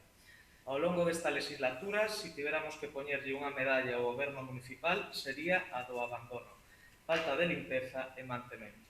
Abandono, falta de limpeza e mantemento que provocan unha lamentable imaxe da cidade, ademais dun estado de salubridade pouco recomendable. Humidades e verdín, residuos, papeleiras de parede ou de pé nun estado de deterioro moi visible, contenedores rotos e sucios, sumidoiros nun estado lamentable que provocan caídas, mobiliario urbano que presenta grandes deficiencias, ademais de atoparse sen limpar, parques infantís cuxo estado de limpieza é nulo, e a todo isto súmenlle os malos cheiros que esta falta de limpeza, que esta falta de atención e salubridade provoca día tras día por non levar a cabo unha hixiene correcta. É evidente que todas estas deficiencias con respecto á limpeza deben ser resoltas o máis axiña posible, polo que o Grupo Municipal do Partido Popular eleva ao Pleno a adopción dos seguintes acordos. Primeiro, elaboración dun protocolo de limpeza do municipio que garantice a hixiene e a boa imaxe de Betanzos. E segundo, que a alcaldesa ou concelleiro ou concelleira no que delegue leve a bo fin os citados acordos. Nada máis nesta primeira intervención e moitas gracias. Grazas, voceira nacionalista, ten a palabra. Moitas grazas, señora alcaldesa. Ben, en primeiro lugar, quixera facer constar que non nos chegaron esas imaxes a que fai referencia a voceira do Partido Popular, non había ningún arquivo adxunto á súa moción, non obstante non son necesarias. A pouco que camiñemos pola rúa seremos moi conscientes da situación a que a voceira popular se está a referir na súa moción.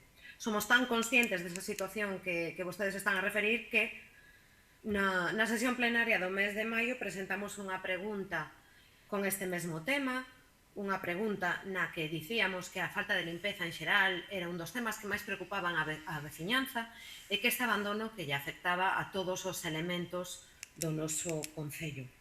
Somos moi conscientes de que unha das queixas máis reiteradas, por parte da poboación é a que fai referencia a esa falta de limpeza que eles perciben ao estado do mobiliario urbano e o aspecto das rúas e das aldeas en xeral. Non creemos que sexa necesario ningún protocolo para levar a cabo un labor de limpeza, é dicir, o último que se necesita para limpar e acentar as rúas é un documento máis. Todos somos moi conscientes de que cando un ten a vontade de levar a cabo labores de limpeza non leva a cabo ningún protocolo con anterioridade, mas este non vai ser un motivo polo que nos non apoiemos esta moción. Imos apoiala, obviamente, porque estamos plenamente de acordo co sentido da moción que vostedes están a recoller no texto. Nada máis que engadir nesta primeira intervención. Grazas. Grazas. Voceiro socialista, ten a palabra.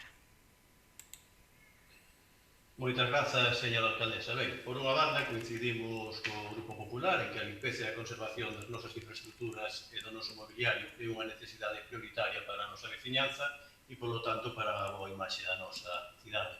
Pero, ademais de pensar que é unha prioridade, estamos preocupados e ocupados en que estas tarefas se leven a cabo da mellor maneira posible.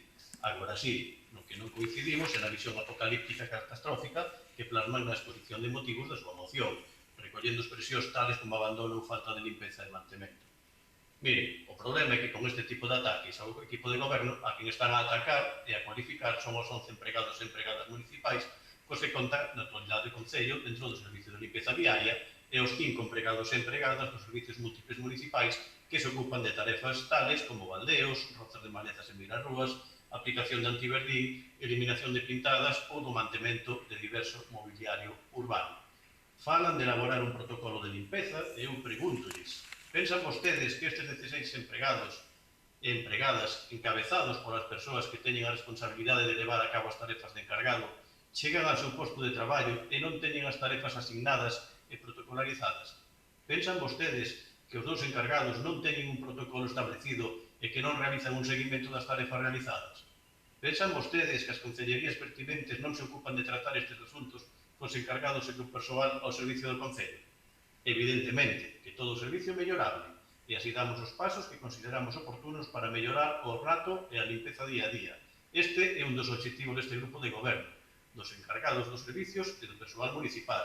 É evidente que se dan situacións que non son desechables, como pode ser unha que se deu fai unhas semanas nunha avaría no camión do consorcio encargado de recoller os colectores de carga traseira, que debido tamén a mala praxis de algún sector no momento de recoller os residuos sólidos urbanos había bastante líquido en certos colectores e o camión non estaba garantizando o hermetismo, polo tanto, houbo algún vertido que lle foi trasladado ao consorcio e que acudiron a limpalo a maior brevidade posible. Ainda así, tamén estes traballadores municipais se cargan desas tarefas. Tamén é certo que hai situacións que non nos gustan, por exemplo, nun punto que citan, creo que un robo, nunha pregunta, na curva do Farragoto, que é habitual a presencia de residuos fora do colector, pero iso non é culpa dos traballadores deste goberno, son malas praxis que estamos tratando de incrementar a vigilancia policial para poder coller os infractores ou as infractoras deste tipo de actitudes. Todo é mellorable, o reitero, estamos a traballar en mellorar, evidentemente. Xa citei ao longo da miña intervención que o protocolo que vostedes piden xa existe. O elaboran e o actualizan os encargados de cada servicio, evidentemente, co visto bo de cada concellería. E insisto, e volvo a insistir, todo o servicio debe de mellorarse na medida do posible, pero vostedes están a pedir que se faga algo que xa se fai dende hai anos neste concello, tanto en anteriores gobernos deste grupo, no goberno bipartito tamén había protocolos neste senso, como o había cando gobernou o Partido Popular. En resumo, están a pedir algo que xa se fai, polo que o noso voto vai a ser en contra da súa moción. Que todo é mellorable, reitero, sí, que unha boa imaxe é clave para a convivencia e para o benestar da veciñanza e para o fomento da nosa cidade. Evidentemente, neso se está a traballar tanto o equipo de goberno, e reitero, como todo o cadro de persoal adicado a estas tarefas. E anunciar tamén que a maiores deste protocolo que xa existe se está a traballar dende a Concellería de Medio Ambiente e dende a Concellería de Servicios nunha campaña de concienciación en colaboración co consorcio para tratar de que entre todos, entre Concello, empregados, veciños e veciñas, consigamos que a imaxe da nosa cidade sexa o máis axeitada posible. Evidentemente, fallos hainos, despistes pode haber de que algún empregado ou empregada un día non cumpre o protocolo ao 100%, pero para iso está o encargado para tratar de paliar a situación mediante un reforzo, mediante as medidas que estime oportuno. Polo tanto, o protocolo xa existe e non temos que elaborar algo que xa está en vixencia. Nada máis, e reitero que coincidimos no obxectivo da exposición de motivos de que unha cidade limpa é unha cidade óptima para a nosa veciñanza. Grazas. Voceira popular, ten a palabra. Moitas grazas, señora alcaldesa. Mire, señor voceiro do Partido Socialista, os discursos e as palabras son moi bonitas se se cumplen. Pero isto dígallo aos veciños e veciñas de todas as zonas que están abandonadas de Betanzos, que non é unha, nin dúas, nin tres. É prácticamente todo o rural de Betanzos, así como moitas e moitas das rúas do centro urbán da nosa cidade. Polo tanto, palabras sí, pero se non se cumplen, evidentemente, non facemos nada. En ningún momento o Partido Popular lle botará ninguna culpa a ningún empregado municipal e tampouco aos veciños e veciñas, porque nin os empregados municipais nin os veciños e veciñas son os que gobernan esta cidade. Polo tanto, os únicos responsables da situación de abandono e de falta de hixiene e de limpieza do Concello de Betanzos son vostedes, o partido que está gobernando o noso Concello dende hai xa máis de 2 anos. Polo tanto, nos o único que lle pedimos é que asuman a súa responsabilidade e se poñan a traballar para que Betanzos este coidado e limpo, porque, como decía, a imaxe que se leve non só os turistas, os peregrinos, senón os veciños e veciñas que cada día salen á rúa, pois evidentemente será nefasta. E despois, decirles xa por último que hai cousas que existen dende hai anos, pero que se non funcionan hai que cambialas. Por lo tanto, de pouco vale un protocolo de limpieza se é que xa existe, se non funciona. Agradecer o voto favorable da voceira do Bloque Nacionalista Galego e non teño nada máis que engadir. Moitas gracias e boa noite a todos e a todas. Moitas grazas. Voceira nacionalista ten a palabra. Moitas grazas, señora alcaldesa. Brevísimamente, simplemente reitero as palabras que xa dixen na intervención anterior. Agardo que esas melloras no servizo ás que fai referencia o voceiro do equipo de goberno se leven a cabo o antes que sexa posible e que efectivamente poidan trasladar unha imaxe de melloría á cidadanía, unha cidadanía que percibe o problema da limpeza e da salubridade como un dos principais problemas da nosa vila e da totalidade do Concello e que efectivamente entre todos e todas poidamos crear un ambiente moito máis limpo e saudable para o disfrute de todos. Grazas. Grazas, voceiro socialista. Grazas, señora alcaldesa. Non di un discurso nin bonito nin feo, falei de realidades. Nos instan, faime gracia cando nos di señores, póñanse a traballar, que ese grupo leva gobernando 2 anos. Non, este grupo leva gobernando desde o ano 2011, este grupo gobernou desde o ano 83 ininterrumpidamente ata o 2007. Non son os 2 últimos anos. Claro que non somos os responsables políticos do Concello. Eu non ataquei ni aos vecinos, ni botei a culpa aos vecinos, ni ás vecinas, ni aos traballadores municipais. Todo o contrario. Quixen que temos 11 empregados e empregadas no Concello, no servizo de limpeza, e 5 empregados no servicio de servicios múltiples, e que son os que realizan estas tarefas. E insisto, o fan con total dedicación e profesionalidade.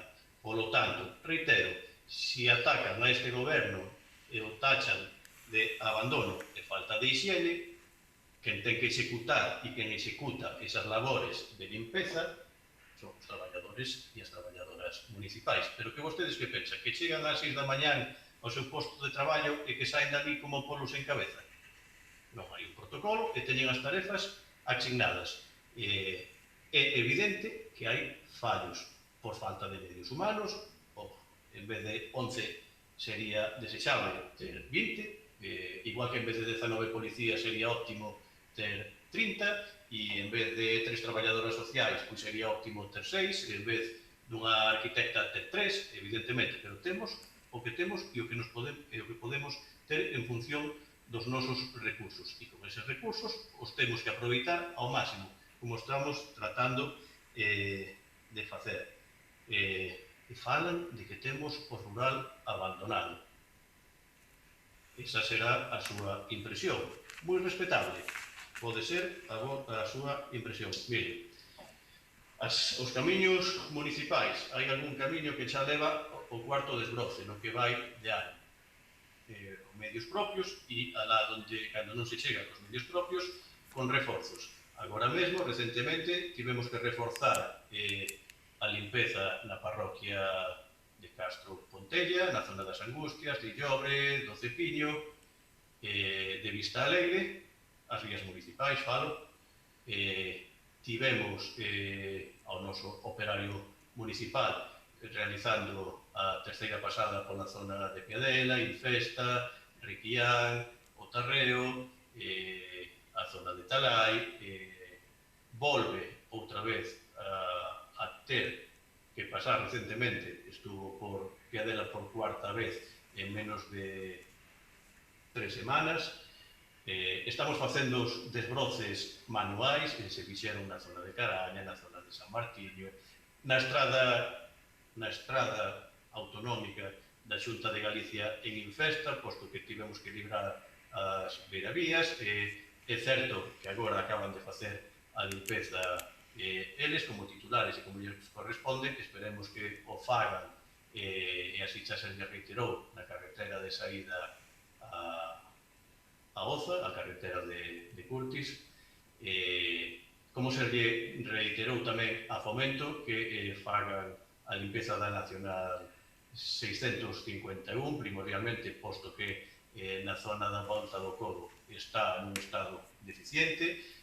Creo que onte viña xa a cuadrilla, saliu de Ferrol e xa había pasado Cabañas, o sea que ven hacia Miño, co cual para a semana que ven estará por Betanzos. E a maiores, na zona rural, de todos estes desbroces, que non, con desbrozar a zona rural, non é suficiente, evidentemente. Estamos agora rematando hoxe, precisamente, de asfaltar varios camiños na parroquia de Guiriade, na zona de Piadela, de Chanrozo, o camiño das Puntillas, o camiño que vai dende a ponte... dende o camiño de Santiago ata un poquinho despois do cruce da Graña. Estamos asfaltando, como dixen, a zona de Guiriade, o camiño que pasa por diante do Pabillón, o camiño que vai a Piadela. Vamos a continuar con estas tarefas, con outros dous proxectos que esperemos que teñamos xa licitados a mediados do seguinte semestre, para seguir invertindo en levando tamén o plan de obras deste Concello no ámbito rural. E que dicir da renovación do alumbrado que se está a facer, que se fixo na zona da Gralla, que se fixo na zona da Infesta, que se fixo na zona de Xenrozo, que se fixo na zona das Carañas e de Saavedra Meneses e que vai continuar por a zona de Vila de Suso, de Piadela, etcétera, etcétera, etcétera. É moi respetable que vostedes teñan o discurso de que temos ao rural abandonado, pero a realidade é totalmente distinta e así o poden comprobar a nosa veciñanza. Estáse a actuar e seguiráse a actuar tanto no rural como no casco urbano do noso concello. Nada máis que engadir. Moitas grazas, señora alcaldesa, por cederme a palabra. Ben, señor secretario, que se someta este punto a votación. Procedemos coa votación. En primeiro lugar, a voceira do BNG. A favor, moitas grazas.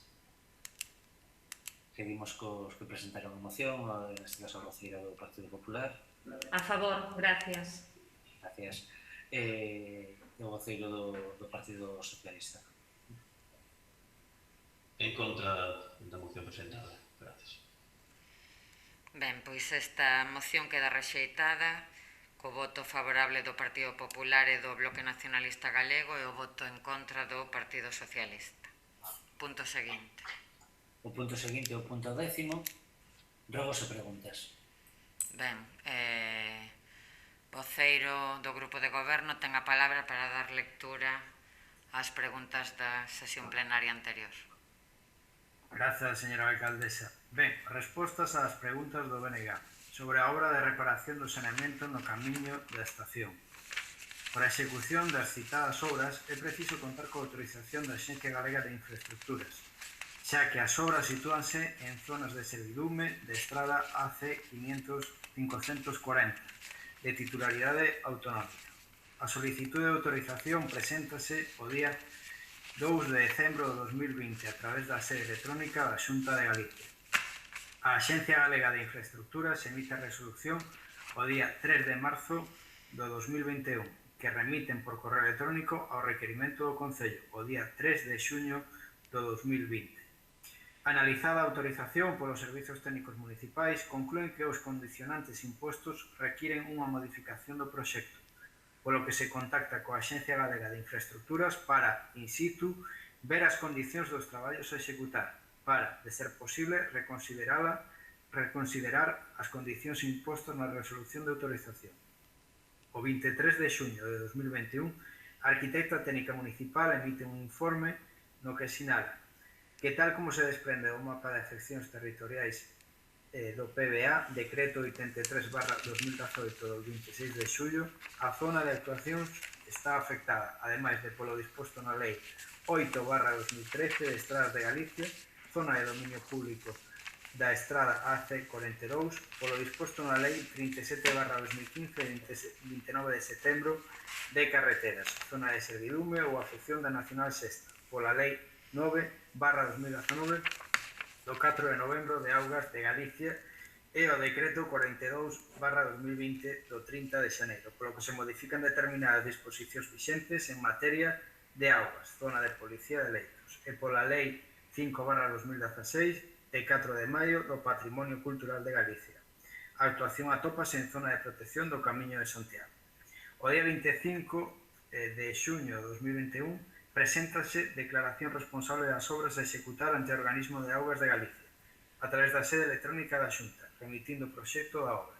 Tamén coa mesma data e a través do Rexistro Único do SIR, solicítase a correspondente autorización á Dirección Xeral de Patrimonio Cultural. Respecto á Fábrica da Luz, na actualidade e logo da sentencia xudicial, os servizos técnicos municipais están a redactar unha nova orde de execución adaptada de bandita sentencia. Sobre as escaleiras de acceso á Praza do Emigrante, o peche das ditas escaleiras debeuse aos traballos que se levaron a cabo para impermeabilizar parte de dita praza, concretamente ao carón das fachadas dos edificios. Respecto á farola modernista, a peza que citan ten que ser tallada a man por un especialista en madeira e será reposta no momento que dito traballo este efectuado. Sobre a Igrexa das Angustias, tal e como citan na súa pregunta, este ben patrimonial non é de titularidade municipal, polo que se trasladará a súa preocupación aos titulares. Respostas ás preguntas do Partido Popular. Respecto á anualidade do PEPOCH, como se estaba a dar unha atraso na entrega da documentación por parte do equipo redactor que gañou a adxudicación da redacción deste plan, o Concello enviou a dita adxudicataria un requerimento que foi atendido coa remisión da documentación que a continuación remitiuse á Xunta de Galicia. Posteriormente, a Administración Autonómica solicitou os datos nun formato informático que non estaba contemplado na licitación e, aínda así, os adxudicatarios realizaron o procedimento oportuno para acabar remitindo a documentación no formato oportuno. Todos estes trámites administrativos derivou na reformulación dende o punto de vista técnica das anualidades recollidas no convenio entre o Concello e a Xunta de Galicia, sen que se dera ningún prexuízo para as dúas administracións. Nada máis. Grazas. Voceira nacionalista ten a palabra. Moitas grazas, señora alcaldesa. Dou lectura ás preguntas ao pleno de 29 de xuño de 2021. Primeira, a inclusión das persoas con discapacidade física e ou cognitiva debe ser un dos piares que nos movan no labor de servizo público que temos a obriga de desenvolver. Esta integración resulta especialmente importante cando estamos a falar da infancia. Unha vez rematado este curso escolar, os parques énchense de crianzas dispostas a desfrutar do seu tempo de lecer e é aquí cando aparece unha problemática asociada aos nenos e nenas con discapacidade, a ausencia de parques adaptados e seguros para eles, así como a presenza de xogos inclusivos nos parques infantís. Contemplan vostedes a idea de realizar mudanzas nos parques infantís do noso Concello para que, efectivamente, sexan accesibles e que os nenos con discapacidade poidan entrar, saír e moverse por eles de maneira segura? Poderían vostedes considerar a idea de incluir certos xogos inclusivos destinados a nenos e nenas con discapacidades para que poidan desfrutar dos parques como calquera outra crianza betanceira? Segunda pregunta.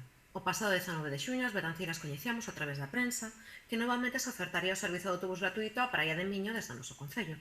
Desde o BNG alegrámonos de que se levase a cabo este trámite e se chegase a un acordo coas compañías de autobuses, o que nos demostra que efectivamente é posible ofertar servizos destas características. Como vostedes coñecen, en sesións plenarias anteriores veñemos solicitando que se ofertasen servizos similares aos campus universitarios e aos polígonos industriais que rodean o noso Concello. Uns servizos que paliarían a crecente demanda de transporte público a estes puntos e que axudarían á mobilidade por motivos laborais e estudantís. A súa resposta naquel momento foi que se intentaría chegar a un acordo coas compañías de transporte. En que punto se atopan, pois, as negociacións con esas compañías para establecer estes servizos? En que prazo van desfrutar o estudantado e os traballadores e traballadoras de Betanzos dos servizos similares aos da Praia de Miño? Terceira pregunta. O 22 de xuño remataba o curso académico 2020-21, como así recollía a orde de calendario escolar de 25 de xuño do pasado 2020. Neste momento comezaba a dura tarefa de conciliación da vida familiar e laboral en período non lectivo. Desde o Concello de Betanzos ofertaron os campamentos de verán que suscitaron numerosas críticas. En primeiro lugar, polo prazo de resolución da convocatoria, só 5 días antes de comezaren. cando as familias xa teñen que ter máis que resolta a cuestión dos coidados dos seus fillos. En segundo lugar, polo seu horario, que non é compatible co horario laboral dos pais e nais dos pequenos e que os obriga a buscar outras alternativas. A SEMADE carecen de servizo de mañanceiros e comedor, un servizo que garante unha alimentación saudável de moitos nenos e nenas de familias con escasos recursos durante o curso académico. Nesta mesma liña, a solicitude dos servizos de comedor e de mañanceiros para o próximo curso académico ten sido obxecto de críticas por parte das familias, neste caso pola súa tramitación. Obrígase aos pais e as nais dos nenos e nenas usuarios deste servizo a facer un trámite en liña sen ofrecer outra opción, ou canto menos é iso que se lles di telefónicamente cando contactan co departamento responsable do tema. Moitas familias carecen dos certificados digitais e o acurtamento do prazo de solicitude impídelles levar a cabo estes trámites. En último lugar, seguimos á espera da convocatoria das bolsas de material escolar para o curso 2020-21. Unhas bolsas que vostedes anunciaron para este mes de xuño, que está a rematar mañá mesmo, e das que aínda non temos noticia. Esta non convocatoria significa que neste curso, o curso da pandemia, o curso de máis dificultades económicas que lembramos, as familias careceron de axudas por parte desta institución. En definitiva, que pensan vostedes facer para solucionar todas estas deficiencias que afectan á conciliación da vida familiar e laboral das familias betanceiras? 4. O pasado mes de marzo, o concelleiro de Obras compareceu durante a sesión plenaria para informar do estado das obras da Rúa Pintor Seijo Rubio. Nesta comparecencia, afirmou que as obras estaban case rematadas e só quedaban uns pequenos detalles por finalizar.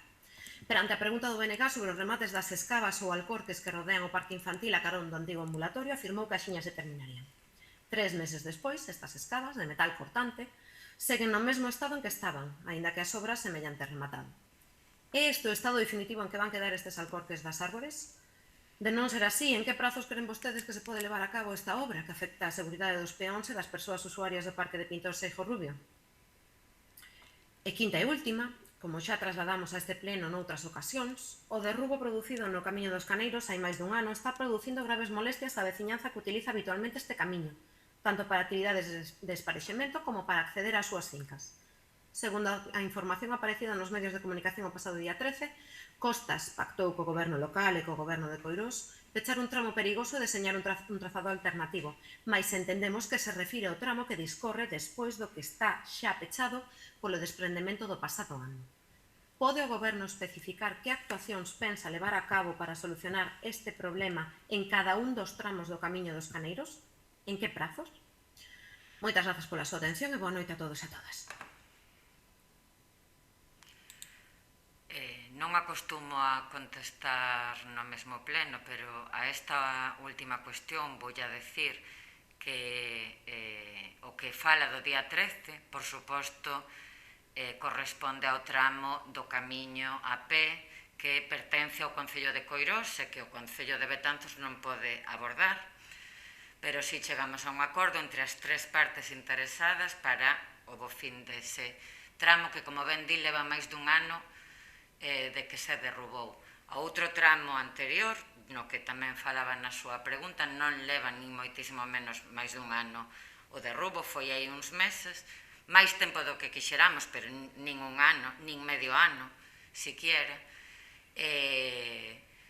Temos os permisos para abordar esa obra, creo que de esta semana ou da semana pasada, e intentaremos abordala, contestaráselle no pleno, por suposto, con máis claridade, pero no prazo máis breve posible, porque está perxudicando a moitos veciños e veciñas. Pero necesitábamos os permisos e leva, non recordo a data, pero foi neste ano 2021, seguro. Voceira popular ten a palabra para os seus rogos e preguntas. Grazas, señora alcaldesa. Vou a dar lectura aos rogos e preguntas que trae o Partido Popular este pleno de xuño de 2021. Primeiro, no programa da Rede Cultural da Deputación da Coruña para os meses de xullo, agosto e setembro constan un total de 1.409 actividades en toda a provincia. Cal é o motivo polo que nos municipios soamente contamos con 2 actividades dentro desta rede? Segundo, nestes derradeiros días poidemos observar como se están levando a cabo actuacións nunha zona de Piavela na que este grupo manifestou fai pouco tempo unha problemática de vertido e saneamento que fora trasladada pola veciñanza en varias ocasións. Que tipo de actuacións estánse a levar a cabo por parte de Ibiacua nesa zona e a que son debidas? Terceiro, no mandato pasado, na intersección entre a rúa Dr. Fleming e o barrio dos Xudeus, levouse a cabo unha actuación consistente nun pequeno parque, que poñía en valor a zoa e que serviría o seu deseño como homenaxe á tapa do lúpulo do noso municipio. Unha obra proxectada polo estudio Vázquez Calatayud, en a que se alzaban, entre outras infraestructuras, unha serie de postes artísticos e decorativos en recordo do lúpulo. Cabe recordar que esta actuación levou un coste de máis de 50.000 euros. A maiores, nun modificado que houbo que realizar debido a un tendido eléctrico que influía na endevadita obra e que o Concello no seu momento non previu. Na actualidade, somos conscientes de que esos paos artísticos e decorativos en homenaxe á época do lúpulo no noso municipio e comarca están actualmente depositados en un estado de deterioro avanzado na parcela municipal sita nas inmediacións das instalacións da antigua escola taller e que se usa habitualmente, por desgracia, como vertedoiro, como xa temos manifestado, en máis dunha ocasión. Cal é a razón pola que se tiraron estes postes ornamentais e que formaban parte da obra proxectada por Vázquez Calatayud? Non se fixo o mantemento adecuado? Vanse reemplazar? Cuarto, na derradeira semana, este grupo recibiu por parte de varios vecinos o seu malestar e preocupación pola situación de recollida de lixo e o estado habitual de saturación no que se atopan os contenedores en diversas zonas, como o Zarragoto, o Pontillón, Braxe. Rogamos a este Executivo Municipal unha vez máis que faga unha revisión desta situación que se está a dar con frecuencia, sobre todo en diferentes zonas do rural. E quinto e último, veciños e veciñas da Ribeira veñen demostrarnos o seu malestar polas obras que se están a executar nesta zona. Retrasos nos tempos de obra, problemas coa accesibilidade, dificultades no acceso a algúns garaxes e a disconformidade en xeral pola situación deste proxecto. Cales son os motivos que provocan os retrasos nestas obras? Por que non se fixe unha correcta previsión das etapas desta obra? Cales son as bases polas que o Goberno entende unha satisfacción completa da veciñanza respecto a esta actuación? Rogamos ao Executivo Municipal que agilice na medida do posible os tempos nesta actuación e que resolva o antes posible o malestar instaurado na veciñanza desta zona. Nada máis e moitas grazas. Moitas grazas. Tamén nesta ocasión quero facer unha aclaración, aínda que se lle responderá con moito máis detalle no vindeiro pleno, porque non sei a que se refire cando fala de dúas actividades dentro da Rede Cultural da Diputación da Coruña. Este Concello ten solicitadas en torno a 30 actividades dentro desta rede para este ano 2021, e ese convenio está ahora mismo a asinarse por parte da Deputación da Coruña. Entón, non entendo a que se refiren con que o Concello de Betanzos, no noso municipio, contamos con dúas actividades dentro desta rede, porque non é así. Temos 30 solicitadas para este ano. Non sei se lle pode contestar que non sabe. Nos referimos ás actividades que viñeron neste... Non sei se o pode ver. Non distingo exactamente, pero... É un folleto da Deputación da Coruña na Rede Cultural da programación dos meses de xullo, agosto e setembro de 2021 que se repartiu cos periódicos. Neles solamente se recollen esas dúas que decía. Aclarado de onde ven o erro, pero asegurolle teñen ao técnico de cultura a súa disposición, como calquera outro técnico ou técnica do Concello, para preguntarlle. Temos en torno a 30 actividades solicitadas para este ano dentro da Rede Cultural do ano 2021. Está ahora mismo en proceso de sinatura na Deputación Provincial. Pero darelle máis detalle en resposta no vindeiro pleno. Ben, pois, sin máis cuestión que tratar, desexar boa noite a todas e todos e damos por rematada a sesión. Levántase a sesión. Boa noite.